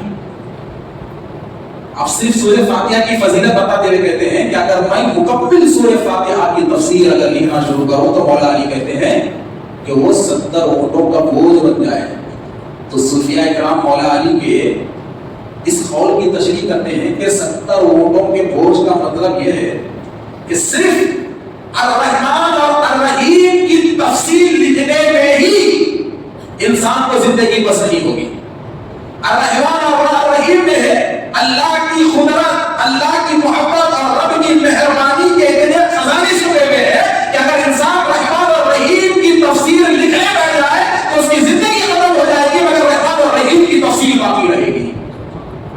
اتنے بڑا فیضان اور اتنے بڑے سمندر کا نام قرآن ہے, اور ادھر دیکھیے. اسی لیے تو پیارے آقا صلی اللہ علیہ وسلم نے کہا کہ اے لوگوں یاد رکھو میں تم میں دو بھاری چیزیں چھوڑے جا رہا ہوں.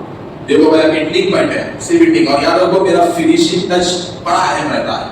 تو ذرا دیکھیے کہا کہ میں تم میں دو بھاری چیزیں چھوڑے جا رہا ہوں. وہ دو بھاری چیزیں کیا ہیں؟ تو میرے نبی نے کہا کہ اگر تم ان کو پکڑے رہو گے تو ہدایت پہ رہو گے, اگر چھوڑ دو گے تو گمراہ ہو جاؤ گے. تو تمام صحابہ بڑے غور سے سنے کہ آج ہمیشہ کے ہدایت پہ رہنے کا دامن ہمیں مل رہا ہے کہ اب ہمیں اس چیز کو پکڑ کے رکھنا ہے, اس لیے کہ یہ دو چیزوں ہی میں ہدایت ہے. تو رسول اللہ سے پوچھا کہ یا رسول اللہ آخر وہ دو کون سی اہمیت والی چیزیں ہیں, وہ کون سی دو اہمیت والی چیزیں ہیں کہ اگر وہ ہاتھ میں رہی تو ہدایت ہے, وہ ہاتھ سے گئی تو گمراہی ہے. تو میرے نبی نے کہا اولہما, ان میں سے پہلا قرآن ہے, ان میں سے پہلا قرآن ہے جو اللہ کی کتاب ہے, اور دوسرا میری اہل بیت ہے, دوسرا میرا خاندان ہے, علی اور فاطمہ کی اولاد ہے. ان دونوں کو پکڑے رہو تو تم کبھی گمراہ نہیں ہوگے, ان دونوں کو پکڑے رہو تو کبھی گمراہ نہیں ہوگے. اور میرے دوستو ذرا دیکھیے, اب تھوڑا غور کرنا ہے کہ آخر رسول اللہ نے اپنے خاندان کو, اپنے اہل بیت کو قرآن کا ساتھی کیوں بنایا, قرآن کا ساتھی کیوں نہ بنایا, اور صحابہ قرآن یہ کیوں نہیں کہا کہ صحابہ قرآن کو چھوڑ رہا. تو یہاں قیامت تک کے لیے رہنمائی چاہیے. اور میرے نبی کی نظر دیکھ رہی تھی کہ صحابہ تو لمبے عرصے تک نہیں رہیں گے, اس لیے کہ صحابی کہتے انہیں جو ایمان کی حالت میں رسول اللہ کو دیکھے ہوں اور صحبت رسول ملی ہو. تو جب تک میرے نبی دنیا میں رہیں گے, زمین پر رہیں گے, اس وقت تک صحابہ ہوتے رہیں گے. اور جب میرے نبی پردہ فرمائیں گے تو دیداری نہیں ہوگا تو صحابی کون بنے گا, دیداری نہیں ہوگا تو صحابی کون بنے گا. اسی لیے میرے نبی نے قیامت تک چلنے والا خون علی کو چنا قرآن اور ہدایت کے لیے, قیامت تک چلنے والا دودھ فاطمہ کو چنا قرآن کے ساتھی کے لیے, قرآن کے ساتھی کے لیے. گویا کہ میں یہاں ایک جملہ دیتا ہوں کہ رسول اللہ نے ہدایت کے لیے قرآن کے ساتھ اہل بیت کو کیوں جوڑا. اس کی وجہ یہ ہے کہ قرآن اگر اللہ کا کلام ہے تو اس کے خلاصے کا نام علی ہے, قرآن اگر اللہ کا کلام ہے تو اس کی تفسیر کا نام سیدہ فاطمہ ہے, قرآن اگر اللہ کا کلام ہے تو اس کلام کی تفسیر کا نام ذات حسن و ذات حسین ہے, ذات حسین اور ذات حسین ہے. ارے وہ سیدہ کائنات, وہ مولا علی کہ اگر سیدہ روزہ رہ کر چوکھٹ کی بھگانی کو روٹیاں بھیگ لے تو اللہ قرآن کی آیتیں نازل کر دے. ارے وہ مولا علی کہ حالت نماز میں بھوکا در میں بیٹھ کر خیرات مانگے تو رکوع کی حالت میں اپنے آپ کی عمر کی خیرات کر دے تو پروردگار مولا علی کی حالت نماز کی خیرات کو خدا کے اللہ یاد کرے, حالت نماز کی خیرات کو اللہ یاد کرے. اسی لیے تو مولا علی کہتے ہیں, کیا کہتے ہیں مولا علی؟ تو دیکھیے میرے دوستو, مولا علی کہتے ہیں کہ اللہ نے پورے قرآن کے علم کو سورہ فاتحہ میں رکھا, پورے قرآن کے علم کو اللہ نے سورہ فاتحہ میں رکھا, اور پورے سورہ فاتحہ کے علم کو بسم اللہ میں رکھا. بات سمجھ نہیں؟ مولا علی کیا کہتے ہیں؟ پورے قرآن کا علم بولو سورہ فاتحہ میں, پورے سورہ فاتحہ کا علم اس کی بسم اللہ میں. اب مولا علی کہتے ہیں کہ پوری بسم اللہ کا علم اس کی پہلی با میں, پورے بسم اللہ کا علم اس کی پہلی با میں, اور پورے با کا علم اس کے نیچے تین نقطے میں. اور علی کہتے ہیں کہ میں وہ نقطہ ہوں.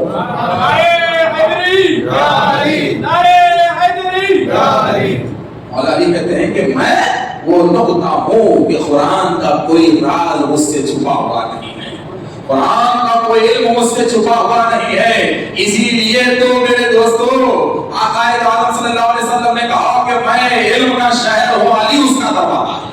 میں علم کا شہر ہوں, علی اس کا دروازہ ہے. میں حکمت کا شہر ہوں, علی اس کا دروازہ ہے. تو حضرات وطن ذرا بتاؤ کہ علم علی کا کیا مقام, علم علی کا کیا مرتبہ. اور بھی دیکھیے قرآن میں ایک اور آیت ہے وَاعْتَصِمُوا بِحَبْلِ اللَّهِ جَمِيعًا, ہے نا, معنی کیا ہے؟ جماعت اسلامی والے بولتے تھے وہ ایک رسی یوں لگا کے ایسا ہاتھ میں بتا کے بولتے جو وہ اللہ بول رہا, اللہ کی رسی کو مضبوطی سے پکڑو، پھٹکو مت دوڑا، پورے ایک جگہ آ جاؤ، پورے ایک پلیٹ فارم پہ آ جاؤ، بولتے کا مطلب بتایا تھے۔ آخر اللہ نے جس رسی کو پکڑنے کا قرآن میں حکم دیا ہے اس کا مطلب کیا ہے؟ سرکار سیدنا امام جعفر صادق سے پوچھا کہ حضور یہ آیت کا مطلب کیا ہے کہ اللہ کہتا ہے اس کی رسی کو مضبوطی سے پکڑو، بھٹکو مت، اس آیت کا مطلب کیا ہے، وہ رسی کون سی ہے؟ تو سرکار امام جعفر صادق کہتے ہیں کہ اللہ کی رسی یعنی اہل بیت رسول۔ امام جعفر صادق کہتے ہیں کہ اللہ نے جس رسی کا حکم دیا ہے کہ اس رسی کو پکڑے رہو، تو امام جعفر صادق کہتے ہیں کہ اہل بیت رسول اللہ کی رسی ہے اور ہم ہی اس کی مضبوط رسی ہیں۔ ہمیں پکڑے رہو تو کبھی گمراہ نہیں ہوگے، کبھی گمراہ نہیں ہوگے۔ تو میرے دوست یہ اہل بیت رسول یہ کون ہے؟ اللہ کی مضبوط رسی ہے، اور اس رسی کو پکڑنا ہے۔ جب یہ رسی ہاتھ میں رہے گی تو یہی رسی قرآن کی اصل تعلیم پہ ہمیں رکھے گی اور قرآن کے اصل مقصد پہ رکھے گی۔ اب چاہے سلسلے کتنے بھی ہو، سلسلے چشتیہ ہو، شداریہ ہو، سہروردیہ ہو، نقشبندیہ ہو، کوئی بھی سلسلہ ہو، یہ سارے سلسلے اسی رسی کا نام ہے، اسی رسی کا نام ہے۔ اور سلسلے کا نام ہی جوڑنا ہے۔ کیسا معلوم؟ سلسلہ بولے تو کیا بولے جی؟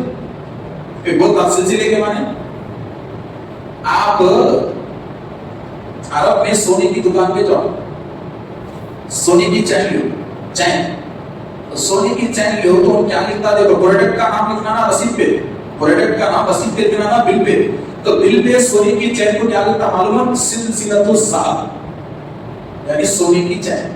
تو عربی میں چین کو سلسلہ بولتے، کیا بولتے؟ چین کو سلسلہ بولتے۔ تب سلسلہ کون سا سلسلہ ہے آپ کا؟ بولے تو بھائی آپ کی چین کہاں مل رہی؟